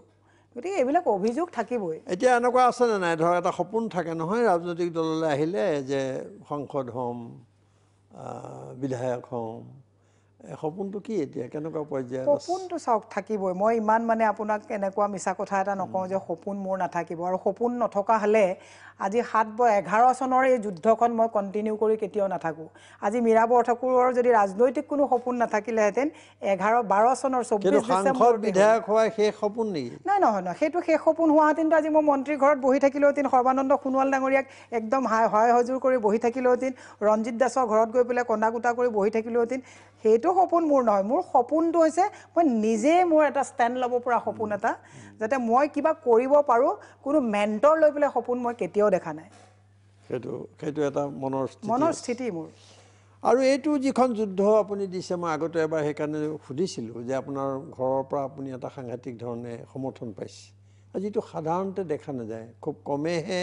তেনেকুৱা সমৰ্থন পায় আজিকালি আপুনি সেইফালৰ পৰা ভাগ্যৱতী সুখী মই যথেষ্ট সুখী গতিকে আপোনাৰ যুঁজখন চলাই নিয়াত এটা সুবিধা হৈছে তথাপিও আপুনি এটা মেছেজ এটা দিব লাগিব যিসকলে আপোনাৰ দৰে অৱস্থা হৈছে ৰাজনৈতিক দলবিলাকত যিকোনো দলৰে নহওক বিজেপি হওক কংগ্ৰেছ হওক অন্য হওক অগপ হওক কিন্তু আপুনি কি ক'ব এই অৱস্থাত নাৰীসকলক মই প্ৰত্যেকগৰাকী মহিলাক এটা কথাই মোৰ এই অনুষ্ঠানৰ জৰিয়তে মই অনুৰোধ জনাম যে স্বাভিমান লৈ জীয়াই থাকিবলৈ শিকক মই কোৱা নাই যে প্ৰত্যেকগৰাকী মহিলাৰ কাৰো স্বাভিমান নাই এনেকুৱা কথা মই ক'ব বিচৰা নাই আজি দুদিনমানৰ আগত আপোনাক মই মহিলাগৰাকীৰ নাম ল'বলৈ অসুবিধা হ'ব সংঘৰ দায়িত্বত থকা আমাৰ বিজেপি দলৰ দায়িত্বত থকা কোঁৱৰ উপাধিৰ এজন মানুহৰ মাজত ওপৰত এগৰাকী মহিলাই অত্যন্ত অভিযোগ তুলিছিলে সেই মহিলাগৰাকী কিন্তু আজি পাহৰণি গৰ্ভত গুচি গ'ল জাষ্টিচ নাপালে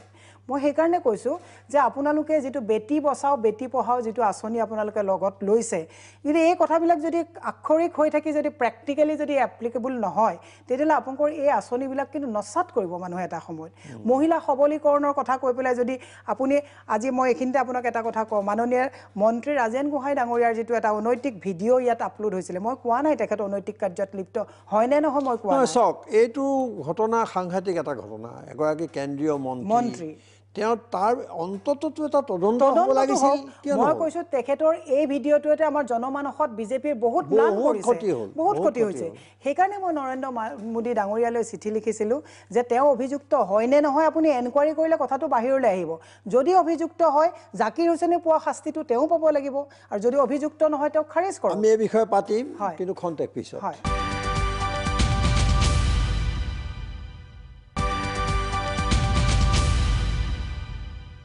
মই আকৌ আহোঁ হিমন্ত বিশ্ব শৰ্মাৰ প্ৰসংগলৈ। দিল্লীত আপুনি দিল্লীৰ ৰাজনীতি আপুনি যথেষ্ট আপোনাৰ নখদৰ্পণত মানে কি আপোনাৰ যথেষ্ট খবৰ আছে। এতিয়া দিল্লীত বৰ্তমান সময়ত হিমন্ত বিশ্ব শৰ্মা নে মুখ্যমন্ত্ৰী সৰ্বানন্দ সোণোৱালৰ স্থিতি মজবুত? কাৰণ এইফালে অমিত শ্বাহ, ৰাম মাধৱ শুনা যায় হিমন্ত বিশ্ব শৰ্মাক লগত আছে ইত্যাদি ইত্যাদি বহুত কাহিনী। দিল্লীত দুইজনৰে সুকীয়া এটা অৱস্থা মোৰ যিমানটো মানে খবৰ থাকে। হিমন্ত বিশ্ব শৰ্মাক দিল্লীত এজন দক্ষ মেনেজমেণ্ট কিং মেকাৰ এছেট হিচাপে সেইটো এটা বেলেগ স্থিতি তেওঁৰ। সৰ্বানন্দ সোণোৱালৰ ফেচ ভেলু, চিম্প্লিচিটি আৰু মানুহৰ মাজত থকা জাতীয় নায়কৰ TRP, এই দুটা বেলেগ বস্তু। সৰ্বানন্দ সোণোৱালৰ পৰা যিটো এক্সপেক্ট নকৰে সেইটো এক্সপেক্ট আকৌ হিমন্ত বিশ্ব শৰ্মাৰ পৰা কৰে। আৰু সৰ্বানন্দ সোণোৱাল আৰু হিমন্ত বিশ্ব শৰ্মা ডাঙৰীয়াৰ দিল্লীৰ যিটো আপোনাৰ অলপ মোৰ যিটো অনুধাৱন হয়, সময়ে সময়ে মোৰো কেতিয়াবা এনেকুৱা লাগে নৰেন্দ্ৰ মোদীয়ে হিমন্ত বিশ্ব শৰ্মাক থ্ৰেট হিচাপে ভাবে, যিটো কাৰণে তেওঁ অলপ ক'ৰবাত দূৰত্ব বজাই থকা নিচিনা অনুমান হয়, আৰু বহু দিল্লী নেতাই কয়ও তেনেকুৱা কথা। কিন্তু সৰ্বানন্দ সোণোৱালক চিফ মিনিষ্টাৰৰ মানে কেণ্ডিডেট হিচাপে ৰাখে যে আমি চলাব পাৰিম। হিমন্ত বিশ্ব শৰ্মাক ৰাখে যে এওঁ গোটেই নৰ্থ ইষ্টখন চলাব পাৰিব। দুটা সুকীয়া। হিমন্ত বিশ্ব শৰ্মাৰ ওপৰত যিটো তেওঁলোকে ষ্টেক কৰে সেইটো কিন্তু সৰ্বানন্দ সোণোৱাল ডাঙৰীয়াৰ ওপৰত নকৰে বুলি মোৰ অনুভৱ হয়। গতিকে দুইজনৰ স্থান এওঁক এক্সিকিউটৰ হিচাপে ধৰে যে কিং মেকাৰ। আপোনাৰ দুটা দৃষ্টিভংগীৰ ফালৰ পৰা আপুনি ক'ব খোজে দুইজনৰ স্থিতি তেনেকৈ মজবুত। দুইজনৰ স্থিতি মজবুত। সৰ্বানন্দ সোণোৱাল ডাঙৰীয়াক মুখ্যমন্ত্ৰী হিচাপে প্ৰক্ষেপ কৰি যে তেওঁক দি পেলাই জনমত এটা আছে, কিন্তু এনেকৈ চলি থাকিবনে? এনেকৈ বৰ বেছি দিনটো ৰাইজৰ চাওক, ৰাইজৰ যিটো মৰমটো হিয়াৰ আমঠু হ'বলৈও বেছি সময় নালাগে, আকৌ একেবাৰে আপোনাৰ বেছি সময় নালাগে। আপুনি চাওক, আপোনাক মই এটা কথা ক'লোঁ, যেতিয়া হিমন্ত বিশ্ব শৰ্মা জইন কৰাৰ আগত বহুত মানুহে আমাক মানে হিমন্ত বিশ্ব শৰ্মাৰ দালাল বুলি কৈছিলে। এতিয়া হিমন্ত বিশ্ব শৰ্মা ডাঙৰীয়াৰ ঘৰত কিন্তু আমি গৈ বহি নাথাকোঁ, কিন্তু তেওঁলোক বাৰাণ্ডাত বহি থাকে। আচ্ছা, বিচক্ষণতা, ৰাজনৈতিক বিচক্ষণতা বুলি যিটো কয়, সেই ক্ষেত্ৰত আপুনি দুইজনক কোনজনক আগত ৰাখিব? হিমন্ত বিশ্ব শৰ্মা। সৰ্বানন্দ সোণোৱাল ডাঙৰীয়া ছাৰে ফেভাৰ কৰিছে লাকি মানুহ, যেনেকৈ IMDT এক্ট চাওক, প্ৰদীপ হাজৰিকা IMDT এক্টৰ গোটেই প্ৰিপেৰেশ্যন কৰিলে জননায়ক তেখেত হ'ল, গতিকে এইটো লাক। আচ্ছা, ৰাজেন গোহাঁইৰ কথা ওলাইছিল। এই ৰাজেন গোহাঁই জাতীয় মানুহবিলাকক লৈ তেওঁলোকে ইমান এটা কিয় এনেকুৱা স্থিতি ল'লে বিজেপিয়ে? সেইটোৱে মই আচৰিত হৈ গ'লোঁ। তেওঁলোকে মানে যিজন ক্ষমতাত থাকে তেওঁক চাওক, মেঘালয়ৰ গভৰ্ণৰ পলাই গুচি গ'ল, একো এনকুৱাৰী নহ'ল। ৰাজেন গোহাঁই এনেকুৱা একো এনকুৱাৰী নহ'ল। গোটেই দেশতে এনেকুৱা হৈছে। আপুনি ৰাজস্থান, UP, বিহাৰ বিভিন্ন জেগাত এনেকুৱা হৈ আছে, কৈ দিলে পাৰ হৈ যায়। আজি আপোনাক মই কৈছোঁ, মোৰ কথাটোত নাগৰিকত্ব সংশোধনী বিধেয়কক এক্সপেল কৰিলে, কিন্তু শিলাদিত্যই ইমান মানে ভাতৃ সংগঠন হ'বলগীয়া কথা কৈ আছে, তাত কিন্তু এখন চৰকাৰৰ বিৰুদ্ধে কৈছে। গতিকে ৰাজেন গোহাঁই এই কথাটো, মইতো তেওঁক অভিযোগ কৰা নাই, মই কৈছোঁ এনেকুৱা অভিযোগটো আপোনালোকে এনকুৱাৰী কৰক। গতিকে খেনুক দেখি ৰান্ধে বাঢ়ে, খেনুক দেখি দুৱাৰ বান্ধে। আপোনাৰ কাৰণে চাগে হেৰি হ'ল আৰু মোৰ কাৰণে তেওঁলোকে শুনক ডাঙৰীয়া, তেওঁলোকে মোক যিটো পলিটিকেলি শেষ কৰাৰ যিটো ষড়যন্ত্ৰ কৰিছে, মই পলিটিকেলি শেষ হোৱা নাই। সেইটো এটা অস্থায়ী কথা, এইটো অস্থায়ী কথা। ৰাজনীতিত আপোনাক কোনোবাই শেষ কৰি দিওঁ বুলি শেষ কৰি দিওঁ বুলি নিজে শেষ হৈ যাব। ইমেচিয়ৰ্ড একচুৱেলি ৰাজনৈতিক। বিজেপি পুৰণি কৰ্মীসকলৰ কথা আপুনি ক'লে, বহুত দুখ। আৰু বৰ্তমানৰ নেতা বহুত কেইবাগৰাকীও নাম ক'বলৈ দিগদাৰ, মোৰ দিগদাৰ নাই, আপোনাৰ সুবিধা হ'ব। এলাগীৰ দৰে হৈছে এই পুৰণি বিজেপি যিটো সংঘাত, তাৰ মানে প্ৰতিফলনবোৰ ঘটিবলৈ আৰম্ভ কৰিছে। নতুন বিজেপিয়ে কিন্তু পুৰণি বিজেপিক নস্যাৎ কৰা নাই। পুৰণি বিজেপিয়ে পুৰণি বিজেপিক নস্বাত কৰিছে আপুনি যদি আজি নতুন বিজেপিখিনি ওচৰত যাক হন মানে আপুনি কাম এটাও বিচাৰি যায় তেওঁলোকে কিন্তু আপোনাক অগ্ৰাধিকাৰ দিয়ে পুৰণা বিজেপিয়ে পুৰণা বিজেপিক প্ৰতাৰণা কৰিছে পুৰণা নেতৃত্বই আজি বিজয়া চক্ৰৱৰ্তীকে ধৰি বিভিন্ন যিসকল নেতৃত্ব আছে ৰাজেন গোহাঁইকে ধৰি তেওঁলোকে তেওঁলোকৰ সমষ্টিত এটাও কেতিয়াও বিধায়ক জিকি আহিব দিব নোৱাৰাৰ কাৰণে আজি বৰতাকো আমাৰ বহুত কথা আছিলে আচলতে খুব ইণ্টাৰেষ্টিঙো আছিলে কিন্তু আমাৰ সময় যথেষ্ট হাতত নাই 2 মিনিট সময় আছে আমাৰ এই কিতাপখনৰ এটা পৃষ্ঠাত মই দেখিছিলোঁ যাত আপোনাৰ কথাটো এনেকুৱা আছে যে আপুনি শপত গ্ৰহণ অনুষ্ঠানৰ নিমন্ত্ৰণ পালে তাত আপুনি বহিছিল চমুকে তেতিয়া আপুনি য'ত বহিলে তেতিয়া তাত পুত্ৰ হিমন্ত বিশ্বৰ পত্নী ৰিণিকী শৰ্মা তাত ভূঞা তাত বহি আছিলে তা আপোনাক কোনোবাই পিছফালৰ পৰা ক'লে আপোনাক কোনে পাছ দিলে গৰজি উঠিল আৰু VIP পাছ আপুনি ক'ত পালে এই ধৰণৰ কথা এটা হৈছিল কথাটো কি খুব চমুকে একদম চমুকে কৈছো মই যেতিয়া শপত গ্ৰহণ অনুষ্ঠানত মাতিছে মই ধুনীয়াকৈ গৈছো সৌভাগ্যক্ৰমে মই ৰিণিকী বাবুৰ ওচৰতে বহিলোঁ মই তেখেতক বহুত ভাল পাওঁ বহুত তাৰপিছতে একদম বিজুলী আহা দি পেলাই একদম এগৰাকী মহিলা আহিলে আপুনি ইয়াত কিয় বহিছে মই বোলো তুমি মোক ক'বলৈ তুমি কোন ইয়াত মই কিয় বহিছা ক'লে নহয় মই বাইদেউ বেয়া নাপাব মোক ফণী শৰ্মাই পঠাইছে আপুনি VVIP তাত কেনেকৈ বহিবলৈ পালে গতিকে মই আপোনাক এই অনুষ্ঠানৰ জৰিয়তে এটা আহ্বান জনাম ফণী শৰ্মা ডাঙৰীয়ালে যে আপুনি মন বহল কৰি সাংগঠনিক সম্পাদকৰ দায়িত্ব পালন কৰক আপুনি যিমান সম্ভাৱনাপূৰ্ণ ভৱিষ্যত ৰাজনৈতিকবিদক হত্যা কৰিলে ৰাজনৈতিকভাৱে এই বিচাৰ ওপৰলা তাত কিন্তু আপোনাক এদিন ল'ব মীৰা বৰঠাকুৰ আপুনি যথেষ্ট কথা ক'লে আমাৰ সময়ে সময়ে আকৌ হয়তো নতুন কথা আহিব কিন্তু আপুনি গোটেই কথাবিলাকক কেন্দ্ৰ কৰি আপুনি মানে কি ক'ব খুজিব মানে এই আমাৰ দৰ্শকক আপুনি বা অসমৰ যিবিলাক বিজেপি কৰ্মী আছে নেতা আছে আপুনি আৰু আপুনিতো প্ৰতিবাদ কৰিয়ে যাব ক'লে আৰু তৎক্ষণাত আপোনাৰ কোনো পৰিকল্পনা নাই যে কোনোবা দলত যোগদান কৰিব গতিকে আপুনি এটা প্ৰতিবাদী স্থিতি বা অন্যায়ৰ বিৰুদ্ধে মাত মাতি আহিছে আৰু থাকিব বুলি কৈছে তেনে সেই প্ৰেক্ষাপটত আপুনি কি ক'ব মই খালি মোৰ সকলো বিজেপি পুৰণা কৰ্মী নতুন কৰ্মী সকলোকে কৈছো যে আপোনালোকে অন্যায় সহ্য কৰি যোৱাটো কিন্তু কেতিয়াও মানে যিজন অন্যায় তেওঁ অন্যায় কৰায় তাৰমানে পাপ কৰা আৰু পাপ সহ্য কৰা দুইটা একেটাই হৈ যায় গতিকে আপোনালোকে যিটো অন্যায় হৈছে জাতিৰ ক্ষেত্ৰত যিটো বিৰোধ হৈছে আপোনালোকে মাৰ বান্ধি ওলাই আহক বিজেপি 32 বছৰ শাসনতে নাছিলে অসমত আৰু 5 বছৰ শাসনত দৰকাৰ হ'লে নাথাকক কিন্তু এই নাগৰিকত্ব সংশোধনী বিধেয়কৰ যিটো হঠকাৰী সিদ্ধান্ত ল'ব বিচাৰিছে তাক বিৰোধিতা কৰক সাম্প্ৰদায়িক ৰাজনীতিকো তেওঁলোকে যথেষ্ট মানে আগুৱাই নিব খুজিছে যিটো অসমৰ কাৰণে ডাঙৰ ক্ষতি যাতে কোনো ভাতৃ সংঘৰ্ষ হ'ব নালাগে আৰু এই বিলখন যাতে কোনো কাৰণতে চাওক NRCত এটা কথা কৈছিলে যে NRCৰ ওপৰত যোনে মাত মাতিব তাকে মানে আইনী ব্যৱস্থা লোৱা হ'ব আজি সেই NRCৰ ওপৰতে মাত মাতি তেওঁলোকে কিন্তু এক্সিকিউটিভত প্ৰস্তাৱ গ্ৰহণ কৰিছে গতিকে এই যেটো ডাবল ষ্টেণ্ডাৰ্ড কথা মই একানে কৈছো যে আপুনি দলটো তেনেকুৱা কি দেখিছে যে আৰু এই দলৰ পৰা আশা কৰিবলৈ আছে মই আচৰিত হৈছো সেইকাৰণে আৰম্ভণিতে সুধিছিলোঁ মীৰা বৰঠাকুৰ আমাৰ সময় মানে আৰু আছিলে কথা কিন্তু সময় যথেষ্ট হ'ল আৰু আমাৰ সময় শেষ হৈছে গতিকে আপুনি ইমান ব্যস্ততাৰ মাজত ইয়ালৈ আহি মুকলি মনে যিমানলৈকে পাৰি এইখিনি কথা কোৱাৰ কাৰণে আপোনাক ধন্যবাদ জনাইছোঁ আকৌ লগ পোৱাৰ আশা ৰাখিছোঁ নমস্কাৰ